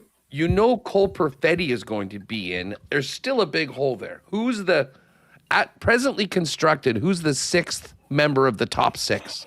Yeah, it's just this sort of the you need versatility here, and it's not going to be just one us. It's going to sort of be spin the wheel, and I don't mean that in spin the wheel, then you don't have any idea who you're going to put there. I think the spinning the wheel means you can, when you're protecting a 1-goal lead, sometimes it'll be Alex Iafallo.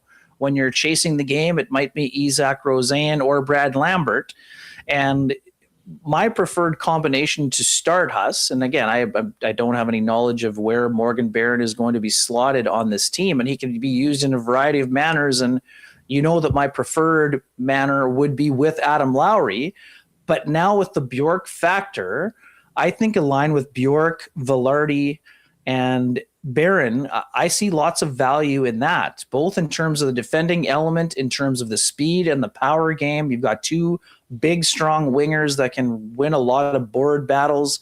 All three of those guys have played center at the NHL level before. And again, we know Vigo is a responsible defensive player, but if you're up in a matchup against a big, strong center in another conference or another division, having two other centers with down low responsibilities makes a lot of sense to me. Now, again, I think if the Jets want to kind of boost their third line and have Lowry, I think the fastest way to do that is with Lowry and Barron together too. But Iafallo can also play that role effectively, Huss. So where they're going to be sprinkling in Lambert, Rosen, that's probably going to be how we figure out who's in the top six or not. I think it's probably between those four players.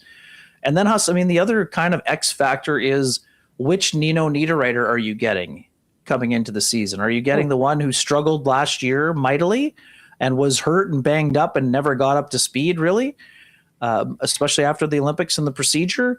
Or are you getting the guy who used to be almost an automatic 20-goal guy? Then you could consider him in that role. But last year he wasn't getting to the spots fast enough to be effective on the forecheck, which is one of the reasons. And again, it wasn't Nino's fault entirely. Adam Lowry had a down year also. But the third line went from being one of the best third lines in hockey to being one that wasn't winning the matchup game, let alone producing some secondary offense. So again, Vlad Nemestikov, someone Huss, we know he can bounce up and down the lineup, but I think the most likely situation has one of Lambert and Rosen or Barron and or Iafallo in more of that responsible defensive player. And again, Iafallo also could be up on that top line. We know that a lot of coaches have tried him there, especially Scott O'Neill and Rick Bowness. So those are my best guesses. I mean, right now out of that four, I think the best option right now is Morgan Barron. But again, Morgan's got to be healthy. Morgan's got to be skating the way that he did when he was at his peak last year. And, when he's playing that type of game, he can be a very effective power forward. And again, I'm not against him playing 4C. I just think that he has more to give than, and I'm not knocking the 4C position because, Nemesnikov or Danny Zhilkin right now would be in it. I just think that he has more to give and needs more minutes to be more effective and can help in other areas. So my vote is for Barron. That's my long-winded way of saying my vote is for Barron, but those other three guys are probably also going to be in the rotation. You got me thinking about this, Ken. Rosen, Brad Lambert, Danny Zhilkin. Are those guys all competing against each other for one or two spots? Is there enough room for all of those guys on the roster?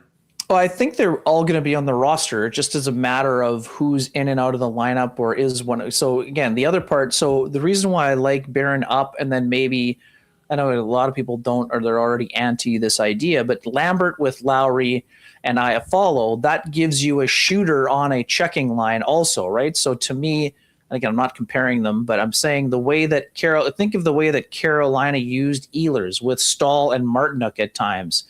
Would you like to have Lambert and Bjork together and see how it looks? You might, but there's also something to be said for Lambert playing with two really responsible guys there too. Cole Koepke, Huss is a guy who's most likely a fourth line player, but he also could be playing with Adam Lowry in that shutdown type of role given his ability to get in on the forecheck and be responsible defensively as well. So I'm very curious to see how Rosen and Lambert are used, and if it's only one is an option in the top 6, or is there a scenario where both of them could be in the top 6 and then somebody else moves down to see some time. But yeah, I mean, we're looking at the deck chairs and wondering, it looks like musical chairs, and some of the seats are not going to be able to be filled by all the players that are on the roster. And then when you're thinking about, Parker Ford's a guy who kind of worked his way into the lineup and at various points last year. Chibrikov is on a one-way also, so he's going to get a look. Now, again, the common theme with a lot of those guys, Huss, they're not overly big guys. There are some burners in there. There are some guys who are, again, I think that Chibrikov, if he's back and fully healthy, he can definitely skate at this level. He's probably the feistiest of that grouping, and all three have natural finishing ability, right? So the one thing that we said a lot last year, Huss, Rosen has a great shot and release, but he needed to get to the harder areas to get that shot off a little bit more frequently at 5-on-5. Now, can he do that if he's playing with Bjork? I mean, that would be kind of fascinating too. But then you basically have to have Velarde with them or Iafallo with them, because you're probably not rolling. And then somebody asked in our free press mailbag, Huss, I mean, somebody said, well, what about Rosen, Bjork, and Lambert? I mean, there's a heck of a lot of speed there and a lot of skill. But I mean, outside of Bjork, I mean, I don't know how much defending is happening and, who's doing the forechecking. I mean, Bjork is a tenacious guy, but if your center is the first in the attack, that means one of the other guys got to be doing the down low coverage most likely, right? So, and yes, Lambert has played center for most of his life. I get it. But Brad is also not, he's not going to be threatening for the Selke anytime soon. So I think you probably need a little bit more experience there, and you probably need a little bit more size. But I mean, if a team is chasing the game, Huss, I mean, there's certainly a case to be made for trying that trio together at various points and seeing what they can do. But I would not pencil that in as the second line to start the year, based on what your previous question was to me. But yeah, I mean, Scott Arniel, I'd love to have a look at the whiteboard in the old dry eraser board in the office. I'd love to have a peek at what he thinks. And the key thing, Huss, is that there's a few of those names that obviously are not in permanent ink. There's a lot of them in pencil right now. Hey, you mentioned Arnie. We were going through the schedule last Thursday when it came out. Right. And you look at that first 20 games of the quality of opposition that the Jets are playing. How important is it for Arniel to get this team off to a good start this season, considering what happened last year, in your opinion?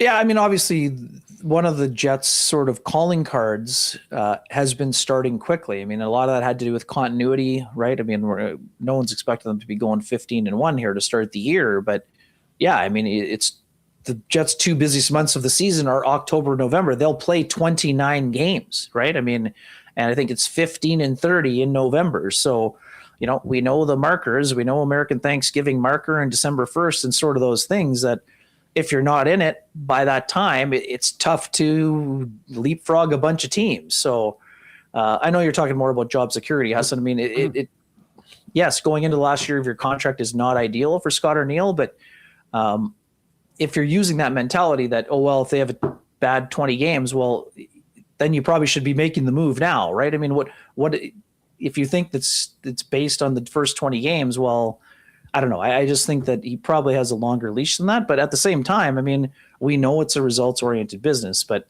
I don't think the seat is that hot that if the Jets are, 6-14, that you're going to see a firing on December 1st or whatever. But again, that's just my personal opinion. I think that you got to look at the 4-year window that included the 2 years as an associate. Huss, I would also say too, I mean, if there was a, coach in waiting with the Moose or something, I mean, yeah, maybe then the seat would be a little bit warmer. But to me, the Jets believe that Scott Arniel is their best option. Otherwise, they would have been making changes to their coaching staff in the summertime, whether that was bringing in an associate or making the other move. So to me, of course, there's pressure for them to get off to a good start. And if it's a horrible start, then, hey, anything is there. But to me, I think the seat is lukewarm, Huss. I don't think the seat is scalding hot right now. That's my personal view. Yeah, no, I'm sort of the same thing, but just, I mean, if it was 6-14 and you're 8 games well, 500 sure, through 20 games, even with the really tough spot, I think all of a sudden that's a big time conversation. And I was thinking about Arnie going, man, kind of a breaker bit, with these first 20 games, like right out of the gate, but it is what it is. Hey, before we go, we'll see what happens with Hellebuyck. If the trade doesn't happen, there's not a lot out there. But I pulled up the remaining UFAs. Sure. And I don't know. I mean, you can get Carey Price or Shea Weber. They're both available right now. But there's two names that stand out. Hot tub time machine candidates there, Huss. Yeah. They're both former Winnipeg Jets. Patrick Laine, who is at the top of the list, basically, and most expensive player from last year outside of the 10-7 that Price was making. And certainly far younger than just about everybody else on this list. And the other guy is Logan Stanley, who still does not have a contract. I mean, just thoughts on those two players and situations, not necessarily as it relates to Winnipeg, although if you think that there might be a thought of a reunion with Laine, we can go there. But in particular, I am surprised that Stanley, like he might have gotten the numbers that people were throwing around for him earlier, but it is somewhat weird that we're now well into July and I haven't heard anything on Stan.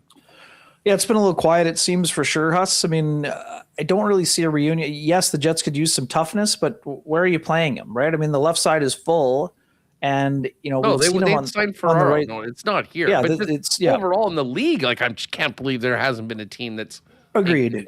We know teams value toughness, and there's lots of teams that employ defensemen that, that had far worse numbers than Logan Stanley last year. I mean, we know that Logan was on a shooting percentage heater last year to get the goal totals up. But again, he had been a guy who can, not handled third pairing minutes, but also spent some time in the top four last year. So at a time when all teams are looking to improve and upgrade their defense scores, I mean, the fact that he's out there is a little bit surprising for sure. We know that things didn't go as smoothly in Buffalo, especially, being a healthy scratch in the playoffs. We get it.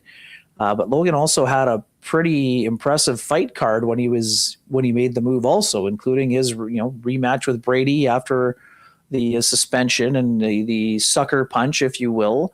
So I still think that he's going to find himself certainly it's not going to be PTO territory for Stan.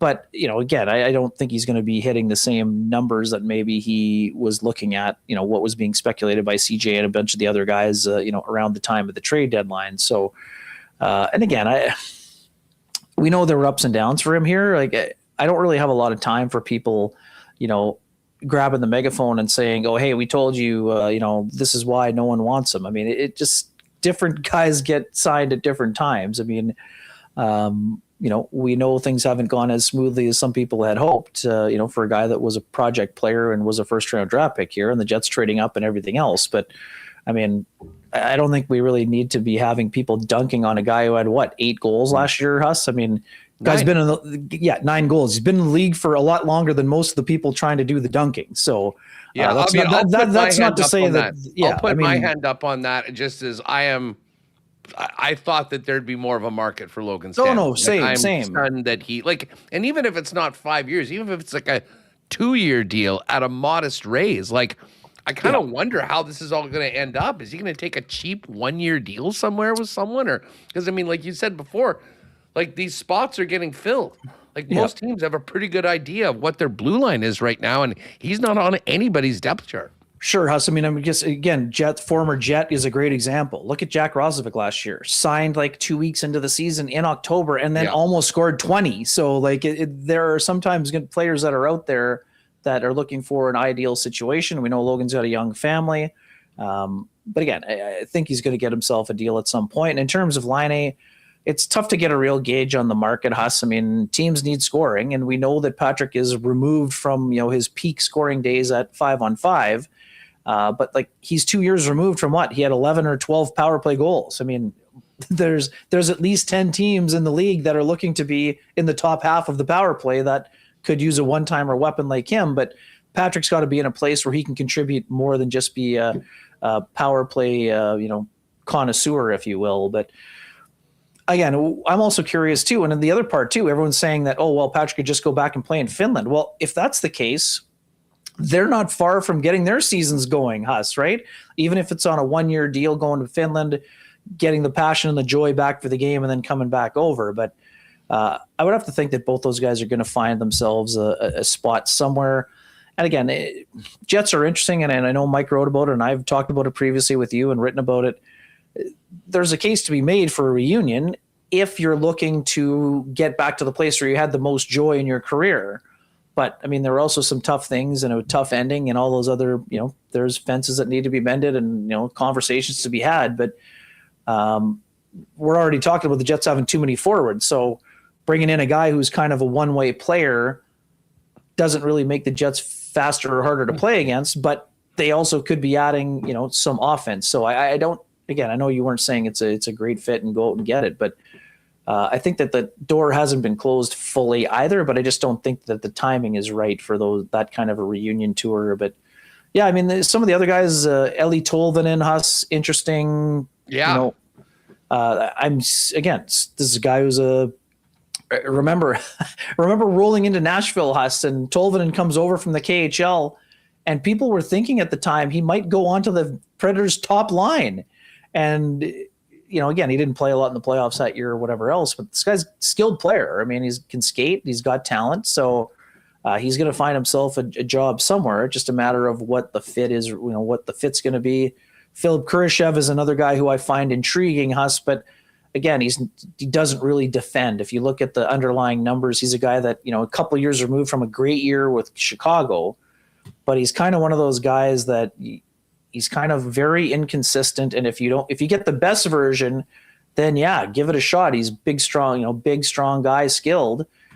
But if you're not contributing, he's not giving you a whole lot of the other stuff. So yeah, I mean, it'll be interesting to see how the secondary wave, if there is one, what that's going to look like, and if the Jets are one of the takers. But I mean, Huss, what we talked about before, I mean, you're probably not bringing in a guy if you're expecting to add at least one forward in a potential deal for Hellebuyck, because all of a sudden what looked like there could be playing time for a guy like Tolvanen, now that playing time's gone. If you're grabbing one of those forwards, from Buffalo per se, or from Utah, or any of the other teams who could emerge at some point here. Yeah, I would rather have more good players than a big hole in the lineup. But no, sure. There's a lot of moving. I just mean if you're the player looking to sign, and you're also thinking, well, what if they do trade Hellebuyck for another forward or two? Now your top 6 minutes become, if you're not going to be playing with Lowry, then all of a sudden you're on the fourth line or maybe not in the lineup. So it's a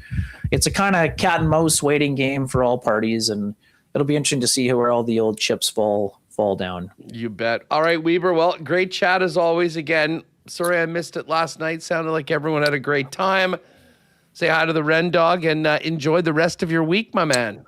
Yes, sir. Going to be a fun week. Heading up to Kelowna tonight, Huss. I'll be taking the MB Golf Tour out into the British Columbia area with Dennis Bayak, Kevin Sawyer, and Kevin Pratt, TSN producer and my college roommate. So we'll have a good scouting report when I return next week for some breakdown. Make sure to say hi to Dennis and Kev for us. We miss them. Yes, sir. For sure, I will. And have a great week ahead, my friend. Thanks for having me on. Thanks, Ken. Take it easy. There's Ken Wiebe of the Winnipeg Free Press. Lapo coming up next. A little bit more on last night's big Bomber win. Remis, I have a question for you. Did you happen to see the Instagram post last week involving Patrick Laine? I don't think I did. Like, from his wife? Yeah.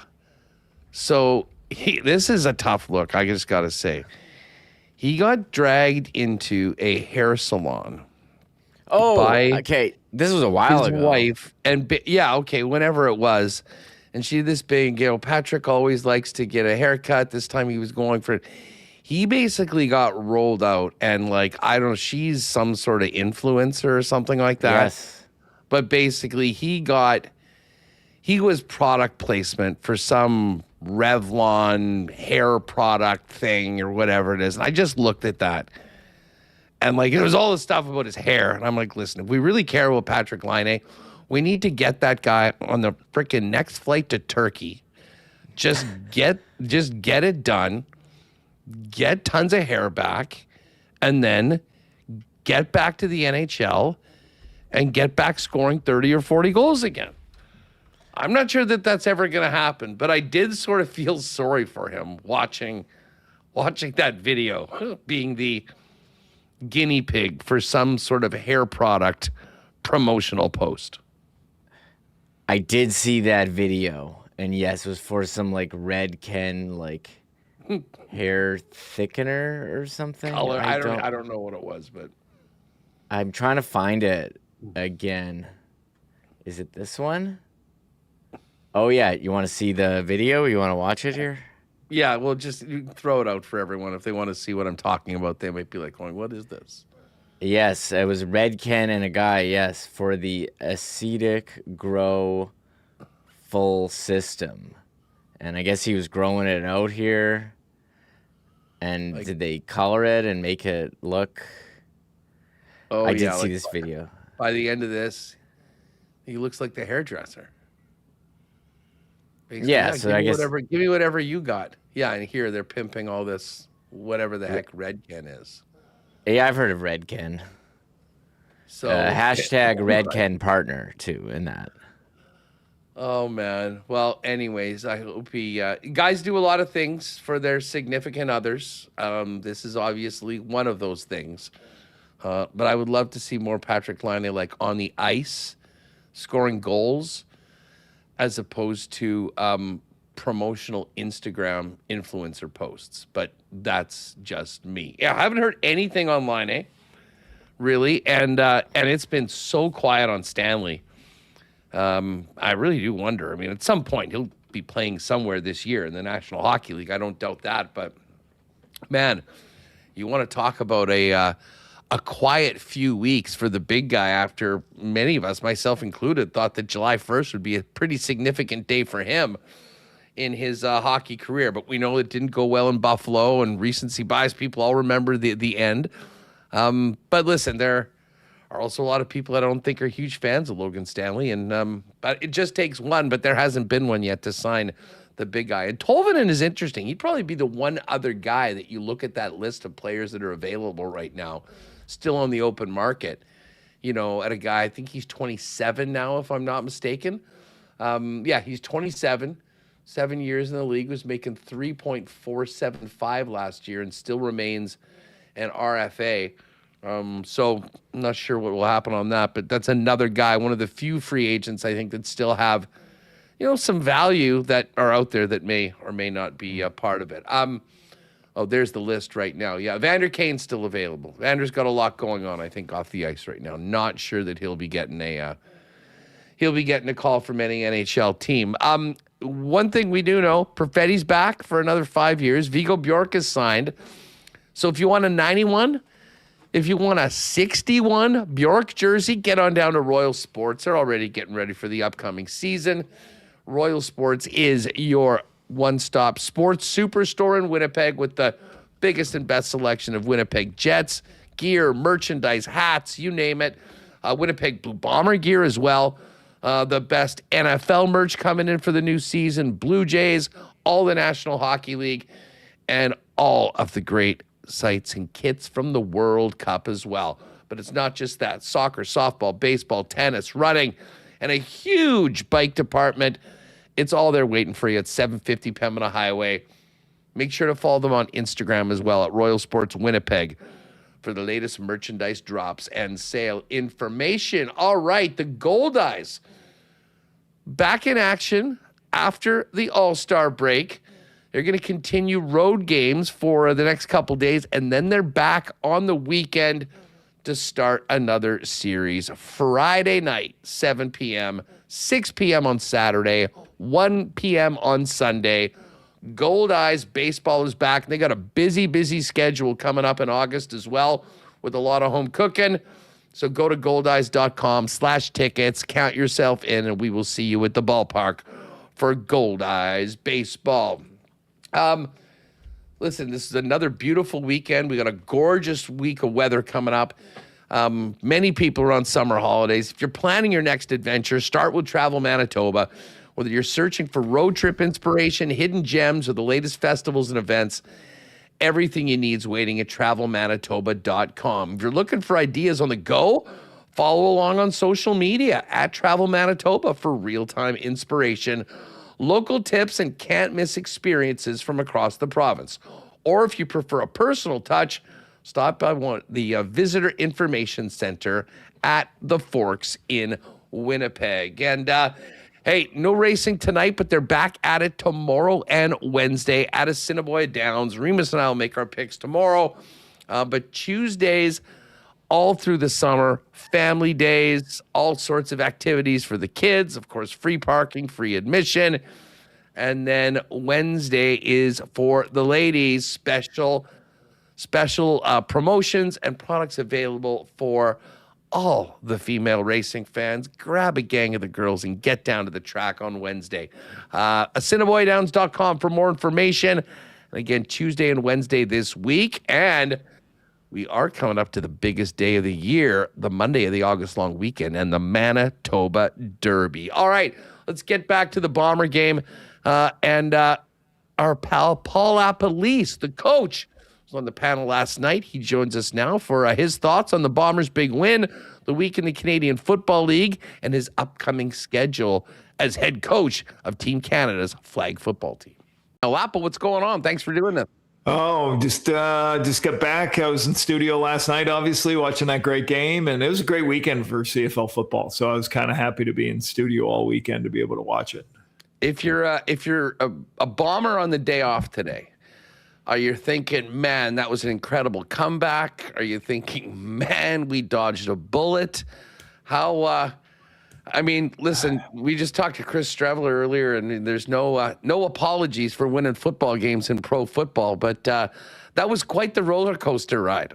Yeah, I think they're gonna, they're obviously happy to get a win. It's gonna be a little bit somber because they did some things, they didn't. I'm sure didn't think they played to their standard. But going out to Ottawa, getting the win, it's been hard over the last couple of years to get wins out there in Ottawa. So that's a good win for the Bombers to go, and especially with their quarterback out, and Drew Brown had a great. His game was okay this night. I think there was all that hype that he's just going to come back and roll his old team. So Ottawa really fought and did a good job, but Ottawa just made too many mistakes that you can't leave it. You can't leave a team hanging around, and that's what they did. And the Bombers made their plays down the stretch. Yeah, I mean, I thought the first half was, pretty tight. I mean, both defenses played relatively well. I mean, there wasn't a lot of, consistent long drives, and obviously there was a lot of field goals. But the Bombers sort of let off the gas in the final 2 minutes, and boom, all of a sudden you give up 10 points. And that really did change the game going into the second half. And it seemed like Ottawa continued it. But for my money, that game is over if they get in from the one. And you do not see goal line stands like that very often, Lapo. I mean, thoughts on how that happens and the effect it has on both teams after 3 straight unsuccessful cracks from the one? Yeah, I mean, you start first and goal from the one. Usually the quarterback sneak is a 90% conversion. They get tripped up on the first one. The second one, they go off tackle and don't get it. And then they go off tackle again, and just too much penetration. And it's always something you always tried to talk to your players about, is like, nothing's guaranteed. There's just, you still have got to drive them off, get lower, get your quarterback an opportunity. And, that hurt Ottawa. And then the very next series, so they got no points there. Then I believe it's the next series that they go down the field and they're in field goal range, and then they throw the interception, and then it takes 3 points off the board, at least 3 points off the board right there when they throw that interception.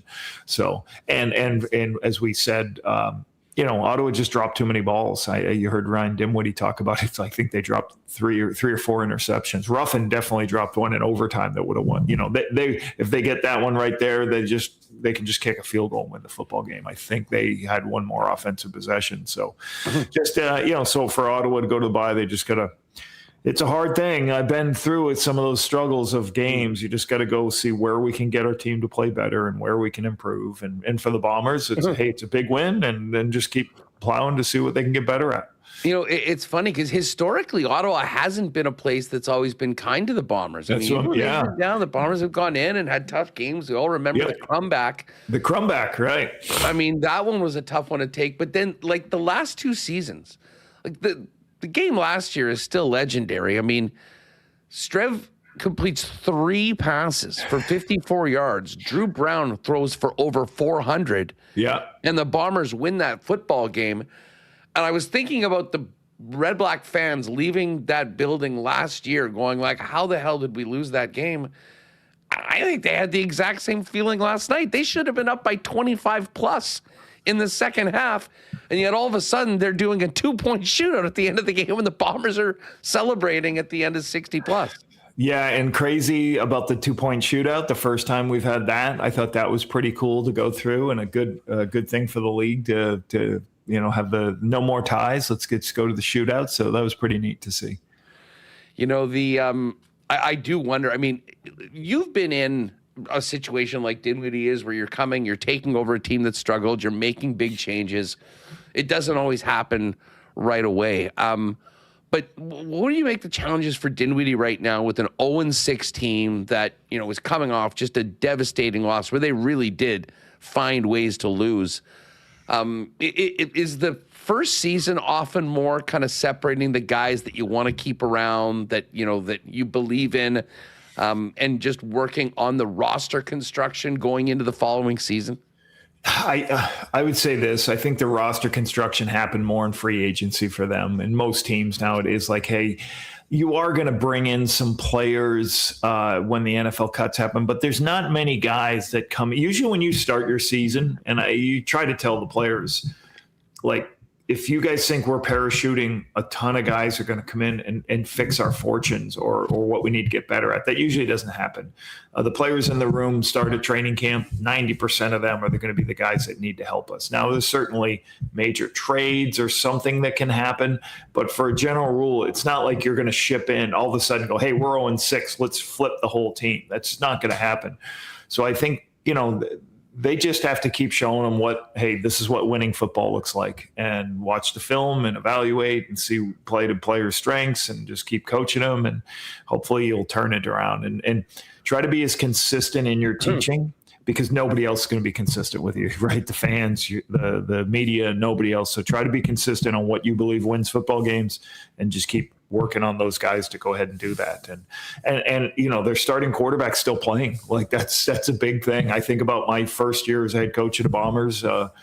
We went 4-14, and after 2 games, I would have bet my mortgage there's no way we'd win 4 games. But then Buck got hurt, and we had, I think that season we lost 9 games by 4 points or less. So we were very close. It was a CFL record of close losses, but it's just hard to keep coming them back. But you just got to be consistent with them and keep coaching them up.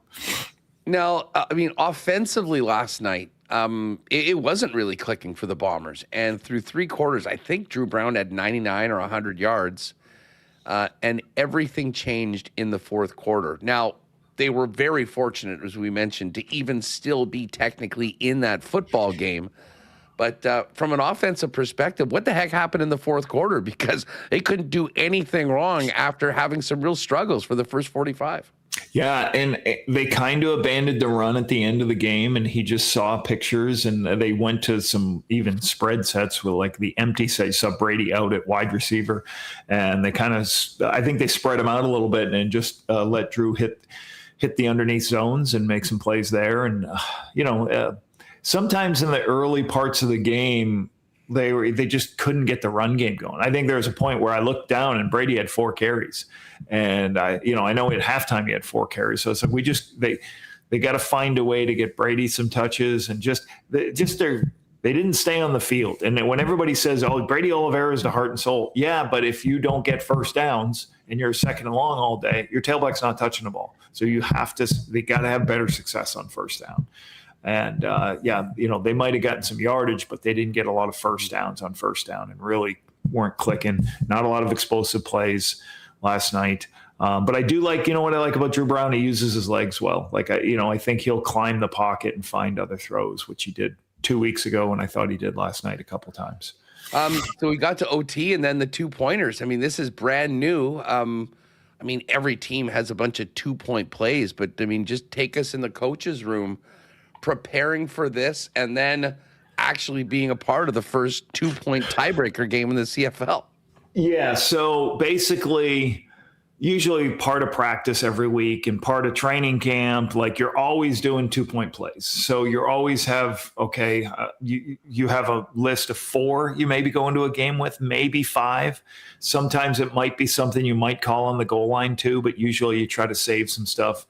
A lot of those calls, there's a lot of man coverage in 2-point plays, usually either blitz or just straight man-to-man because you don't want to give a lot of space at the goal line.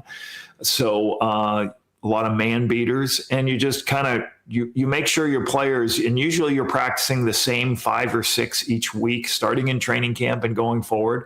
So you may change the formation, but pretty much the same concept. And you just go through and hopefully you have enough in your system to go through one of these games. So did this year more coaches add to that? All right, I have 4 2-point plays going into the game. Does it now go to 6 to 7 because of this? Maybe the teams are carrying more of those. So that, you practice them every week. You make sure it's something the players are comfortable with and familiar with. Usually a lot of man beaters because where it is, and it was great to see that finally started. I actually texted the league. This is the first time this has ever happened, correct? Right? I'm like, yes, it is. Yeah, they were the Trailblazers last night. The Bombers with a big comeback and then winning the 2-point shootout for their first win. Bombers are back at home on Friday night. Road game on Sunday. Tell us about the challenges of preparing for an opponent with such a short week and probably one day of practice. Yeah, so normally you get 3 days of practice, a day before the game and game day. So what happens is everybody's going to fly home, get home really late. The next day they're going to go in and they'll probably be off today. They'll go in tomorrow, watch some of the tape. And then they just have usually when you condense the week, you have one practice. And it may be just a walkthrough because you don't really want, when you're playing, Sunday to Friday, you don't want the players to get hurt. They're already sore. So you try to maybe just do a walkthrough and say, hey, this is what we're playing. We know this, what we got to go ahead and do. You review what you want. You try not to put stuff in. When you have short weeks like this, you don't want to put a lot of stuff in. So it's like, hey, we're going to do our base stuff and go from there. So yeah, very little practice, a lot of meeting time, and get them healthy again, ready to play with Lapo. So the Bombers have Calgary coming in. Bombers are 4-2. Calgary's 2-4, and yet the first 2 games of the season were on walk-offs. They just had a great home-and-home with Montreal, where they put up 30 in both games. Yep, but it wasn't enough. What do you make of the Stamps coming in here? This, to me, is a huge game in the West and a pretty big challenge for Winnipeg because Calgary understands where they're at despite the way they played this year and the importance of winning this game. Yeah, and if we look back to the first Winnipeg-Calgary game, right, Calgary drives the length of the field. I think it's 108-yard drive, and they score, but they leave too much time they don't leave too much time, but Winnipeg executes a couple of big passes and kicks a field goal to win. So that could have easily been Calgary's win. So Calgary's a good football team. The thing that's hurt Calgary the last couple of weeks, and they are facing Montreal their past 2 games, and Montreal's pretty explosive offensively, is that defensively they haven't been able to stop anybody, and they, or at least the last 2 weeks, and they've had to actually catch up.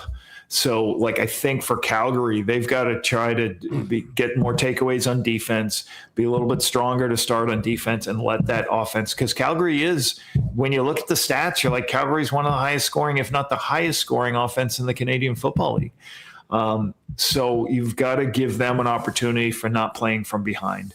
They've gone against Montreal two weeks in a row as a pretty good team. So I expect this could be a great game and tough for the Bombers, and especially on a short week. Hamilton's dealing with the loss of Bo Levi Mitchell, and it looked pretty ugly for the last couple weeks. But Trey Ford got a start, passed for over 200, ran for over 100. and they got the win against the Toronto Argonauts. You're seeing some positives from Trey Ford right now. You think that he might be able to make this team, competitive in the East moving forward without Bo? Yeah, I thought so. And I was kind of surprised that they didn't start Trey right away over Jake Dolegala. But, because Trey can just create, so I think the thing that has to happen, there's not many guys with the speed that Trey has on the field. And I don't say that from a quarterback side. I'm saying anywhere on the field. DBs, wideouts, he's as fast as any of those guys. So you're going to get creative, explosive plays. He's going to be able to use his legs. So you can build a package kind of like I used to do with Streveler. You can build some run game for the guy.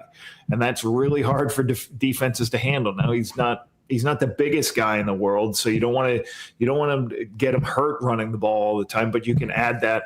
So instead of going, he has to pass for 2 first downs on 2nd and long, he can run for him. And then mix in, his ability.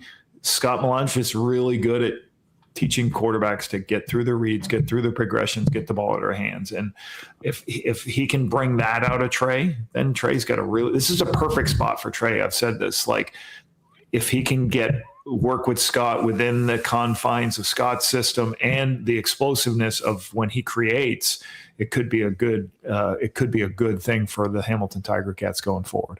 Lapo, if you were tasked with putting together a Lapo power poll of the CFL right now for TSN, I'm sure the top 3 teams in the mix would be the Riders, the Alouettes, and the Edmonton Elks. Who's the top dog right now? Who's the team to beat, in your opinion, right now in the Canadian Football League, kind of a third of the way through the schedule? I said this the other night on air. I think it starts with Montreal. And, had one really, their losses have been really close. Who'd they lose to? Montreal lost to Edmonton, I believe. Edmonton. Yeah, and it was an overtime game, right? Yeah. And they had the lead, and Edmonton came back, so that's their only loss. So I think Montreal's been playing really good football. And again, Montreal's good defensively. They're not as powerful as they were the last couple years, but they're good defensively. They don't give up a ton of points, and they're really explosive on offense right now. And Davis Alexander looks as good as anybody in the league. So I think Montreal's number 1. And then I think Saskatchewan would be the second. Trevor, a veteran quarterback, doesn't make a lot of mistakes, puts the ball downfield, can score points defensively, one of the best defenses in the league. And then you go to the Elks. Elks have done a good job. Now, same thing. Those 3 teams the Elks got the most turnovers in the Canadian Football League for a defense. They went from last year to first. That's why you win football games. So those 3 teams are in my top 3, but they're all really good defensive teams with, a quarterback getting really good quarterback play too. Well, for sure. And Cody Fajardo, the difference that he's made as the quarterback, but also a leader of that team. Yep. They needed that so badly. We can question why it took as long as it did. But it's amazing now with him kind of established as the quarterback in for the full camp, a little bit of continuity from last year to this year. You get very, very different results. And it's been a long time coming in Edmonton. And frankly, from a league standpoint, it's important this team had some wins and hopefully can fire up that crowd in Edmonton. Yeah, absolutely. Yeah, and Cody's done a good job, knowing – you got a veteran quarterback who usually doesn't throw a lot of interceptions. He'll put the ball in the right spots. He'll know when to scramble. He'll know when to check it down. And, as he gets the relationship with Austin Mack and some of those guys. And obviously a lot of good things happen when the ball goes to Justin Rankin. So it's okay to check it down to that guy because he's amazing. Coach Paul LaPolice with us. Paul, if you'd kindly take the CFL and TSN hat off for a moment and put on your head coach of Team Canada flag football. What's the latest on the squad? I know this was a big summer for the program. Give us a little update on Team Canada flag football. So the men's and women's program 2 weeks ago went to China for a week. So we played 2 friendlies versus China, and Australia came over. So we had a day or 2 of practice, and then we basically played 4 games. So our both men's and women's program went 4-0, beat Australia twice and China twice, and it was good team building, great, working on our skills and everything. This week we'll announce our 12-man roster. Will be announced this Thursday of who's going to the World Championship, who's going to represent Canada with our 12-man roster. We have normally a 12-man roster plus 6 reserves. So we're going to name the 12-man roster Thursday, I believe. That'll go out. And August 2nd and 3rd, we go back to Montreal for a couple days. And then on this, I believe the 5th or the 6th, we travel to Dusseldorf, Germany. And we're in preparations for the World Championships, which start on August 13th in Dusseldorf. So the World Flag Football Championship. 2 Olympic bids are given out. The United States already has, as host country, they have it. And then the next 2 highest seeds get Olympic bids. So we're both organizations, men's and women's, are hoping to be on that podium and get ourselves a medal. Looking forward to it. So Thursday, the big announcement, who has the opportunity to wear the red and white of Canada at the Worlds. And as I say, we always love talking CFL football with you, Lapo, but we've always got time. We're early adopters, supporters of the flag football program of the year. So we got 2 Manitoba guys on our 18-man roster. Dominic Horvath is what we call a rusher, and Jackson Tuchinski, which I know a lot of Manitobans will know from the University of Manitoba, is playing wide receiver and second-string quarterback. So, they've done a good job as part of our 18-man roster. Well, fingers crossed that we'll hear those guys' names coming up on a Thursday, and we'll have more on that once everything is official. Lapo, thanks so much for doing this. Good luck with the flag duties all week, and we'll look forward to seeing you on TSN next time as well. Okay, thank you. All right, good chat with Lapo. Looking forward to that announcement on Thursday. There's actually a women's pro flag football league that started. I know Pat and the Coolbet guys are working with them. Actually got the lines up for a big event in Tampa on the weekend. Maybe we get one of those people on to find out a little bit more about the league later on this week. And I'm fingers crossed we'll hear Jackson Tuchinski's name on Lapo's list on Thursday.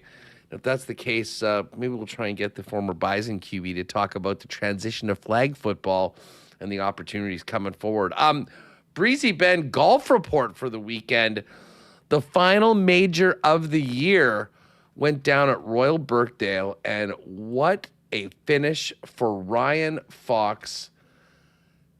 4 birdies on the last 6 holes, including a birdie putt to win on 18. He sunk it. The claret jug is going to New Zealand, and Ryan Fox is your champion golfer of the year. Speaking of golf, maybe not at the major championship level, but if you're looking for an incredible private course to be a long-term home for you and your family here in Winnipeg, check out Breezy Bend. Go to breezybend.ca for more information on the Breezy Bend Advantage. You can also call 895-7205. Ask for our pal Corey Johnson for more information on the 2027 season over at Breezy Bend. Also want to shout out our friends at Aikens Lake Wilderness Lodge, continuing a great season. So many big fish coming out of the waters these days out at Aikens. But hey, as great as the fishing is, the hospitality is even better. And of course, you can be on the water in about 2 hours from the city of Winnipeg, including the flight. Go to aikenslake.com and check out everything that the Aikens experience is about. You can talk to our pal Pitt and Julie about availability, if there's any left this season or booking well into 2027. All right. Poker tomorrow, 8 p.m. We'll get to that in a minute. First, let's give a big cheers to our friends at Winnipeg's favorite local brewery, Little Brown Jug. You train day in and day out, learning new techniques, approaching new concepts, and living out the thrill of achieving your goals. Building a craft beer is no different. While you spend your hours on the ice, we spend ours here, brewing our trademark beer. Again, and again. Here's to pushing the status quo and challenging ourselves to build something memorable. 1919 by Little Brown Jug.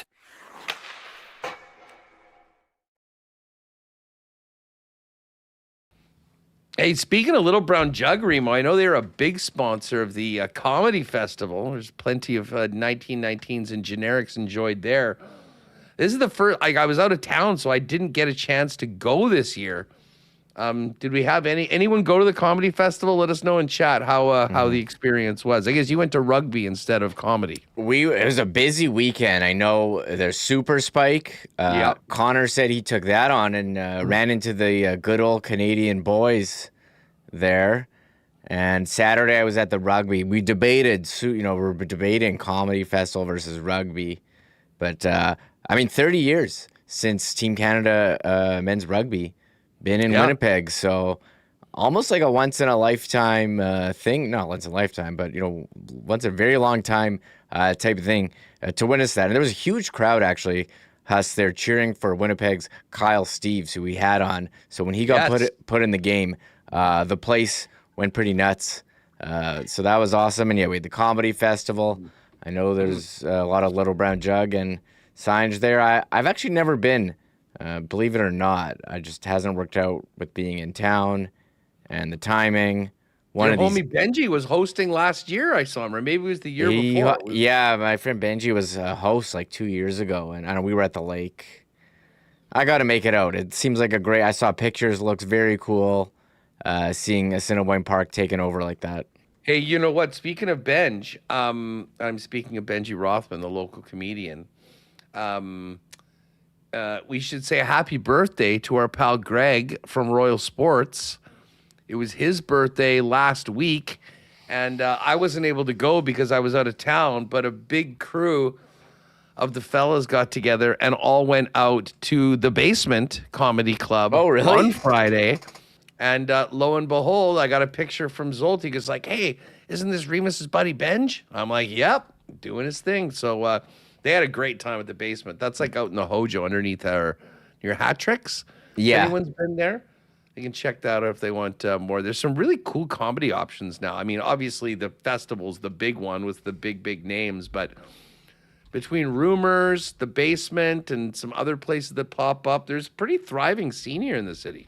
It's really grown in the last 10, 15 years. Yeah, this Yucks opened downtown Winnipeg, a number of comedy locations here in the city. So, growing pretty cool. So, nice to see so many people turning out. I mean, so many activities. Ballpark Brewfest was Saturday as well at the Blue Cross Park, and they've had some concerts there too, some interesting acts that they're bringing in. Tacos and tequila coming up as well, which is always a interesting day out at the ballpark. Okay, couple things as we get to the Coolbet lines. Tomorrow, Tuesday, 8 p.m., the third of 4 tourneys in our WST Summer Series, and the top 2 playing tomorrow night will get tickets into the final on August 12th. And on August 12th, everyone that has advanced to that round is going to be playing for a trip to the Coolbet Open in Estonia. Unbelievable European event. You'll get flown out there, put up for the 6 days or whatever that you're there. And then, it's getting a little gnarly outside. And, of course, you'll be able to play in the main event as well. It's an unbelievable trip. I have not been yet, but Jake and Pat and the guys have been before. So, if you do like playing poker with us, or maybe you haven't done it yet, go to Coolbet, get on poker. Then you're going to want to go into tournaments and just search WST, and we will see you at 8 p.m. tomorrow night. Some congratulations are in order. Mike Cochrane, Winnipeg. Mike was the winner of the British Open Pick'em contest over at Coolbet. I sent a message. He goes, I just had to make sure I got my picks in. That's key. Mike was the winner and took down the $500 first prize. Pakadidi was second at 50 points. And look, there's Bridget as well in third. I'm not sure what the tiebreaker was, but Bridget, 50 points. And then fourth place was Magoo. And look at that, Remis. You managed to place. I'll take it. Fifth place was Remis. My team was a disaster. I had my worst performance yet. And I knew I was so far out, I didn't do my picks for the last one because I was done. But hey, thanks again to Pat and the gang, the Coolbet. Lots of great pick'em contests. And of course, we will have, I guess we should check out the CFL too. Who won the CFL this week? Oh, let me pull that up here. Or has it been done? Yeah, it has been done. Here's my picks, Huss. How did I do? I did okay. I had Hamilton over Toronto. I had the Bombers. I had Montreal. I can't get any of the scores ever. I had BC winning. Like, I mean, come on. If Nathan Rourke's healthy, it would have put up a better shot. I was terrible. I had 5 points this week. So all I had right was the Bombers win. I had the Argos. I had the Calgary, and I had BC. And oh man, it is absolutely coming down right now. So anyways, picks should be open for week 8. Not yet, but I guess they've just completed the picks for this week, or they just haven't added yet. Well, which brings us over to the lines for this week in the Canadian Football League. And do we have any yet? The question will be answered right now. Oh, we do. I haven't even looked. Lines are out. Fresh lines. Here we go. Edmonton at Saskatchewan. Sask -4. Calgary at Winnipeg. Bombers -1.5. Argos at BC. Argos 3-point favorites. And Montreal -10.5. This is one crazy storm that's going on right now, man. It is wild outside. So I'm in my basement, and I can't really see. But once you said on the show it's getting nasty out there, my wife texted me right after. She's like, I think it's about to pour. I'm like, I can't see, but Hustler just told me. It is pouring. Big weather guy here. Very interested to see what's happened. We could probably use a little bit of this, but not that much. But anyways, there you go. Bombers right now, by the way, +750 on the futures for the CFL. Major League Baseball. Going to be a lot of Blue Jays talk now that we get into this point. Jays at home against the Tampa Bay Rays. Jays -169 tonight. Nice. And Tampa +137. Still lots going on. We got CFL. Check out that World Flag Series. It's Livs playing this week. We got MLS. Oh, and they've even got odds for the ATP Winnipeg Challenger, Reem. Yes, that just started up on the weekend at that National Bank Challenger tennis center. Yeah, tennis center. And I have to dive into more of this, but pretty cool they have that up here. Yeah, no doubt. So yeah, if you're really into tennis, going to watch the games, you want to put a little sprinkle on it or following it, that's right there in the margin with the main things. So there you have it. Coolbet lines for today. We'll get more into it. Justin Dunk's going to join us. And by the way, just as we finish, real sad story, Remis, out of Saskatchewan on the weekend with the passing of one of the captains of the Saskatchewan Roughriders. And I know there's been a pretty dark update from the RCMP today on more information on what happened. Yeah, they mentioned it. It was during the Bomber game yesterday that Jaden Dalk of the Rough Riders, had died. And then the note from the RCMP came out today. It's on CBC.ca that he was driving the wrong way on the highway with alcohol and cannabis in his vehicle before the crash that killed him and another driver. The other driver was 22-year-old from Regina, and that is, very, very sad to see us. They collided, and both single-car drivers in the crash, and it's disappointing to see someone would. I can't really jump to conclusions, but it's just very disappointing. I'll say that. Yeah, listen, there's bad decisions can end lives, and it seems like there there was some. I mean, we'll kind of get clarity on this, but you know, I mean, they put out there's boat accidents, car accidents. I mean, man, people, you know, not only for yourself but for everybody else. I mean, yeah, yeah, and again, it's funny. Not funny, but interesting. I saw RCMP Manitoba just put out a whole post on Facebook about a number of swimming accidents, boat accidents, and car accidents over the weekend. I mean, everyone's got to be safe and take care of themselves, and hopefully, you know, because other people can be impacted because of your own decisions. Yeah, no doubt about that. Listen, we'll have more on that tomorrow. Justin Dunk is going to join us, but that's going to do it for us today. Great weekend, lots of sports. RIP Argentina. Congratulations to Spain. Bomber comeback. Adam Lowry's married. It's been a fun show. We'll be right back at it tomorrow. Don't forget, tomorrow, poker, 8 p.m. And then Wednesday, we're going to be live at Princess Auto, the new flagship store at 500 Panet Road. If you haven't checked it out, that might be a great day to come down and say hi to the fellas and check out the new Princess Auto. Thanks to all of our sponsors, to Michael Remis, and to all of you for making us a part of your day. Have a good one. CFL 110 tomorrow, 10 a.m., and then WST live at 1 right here on the YouTube channel and, of course, in your podcast feed. Have a good one, everyone. Oh, my God. Oh! Shut it down. Let's go home. Thanks for tuning in to Winnipeg Sports Talk Daily. Make sure to subscribe on YouTube and your favorite podcast feed at winnipegsportstalk.com.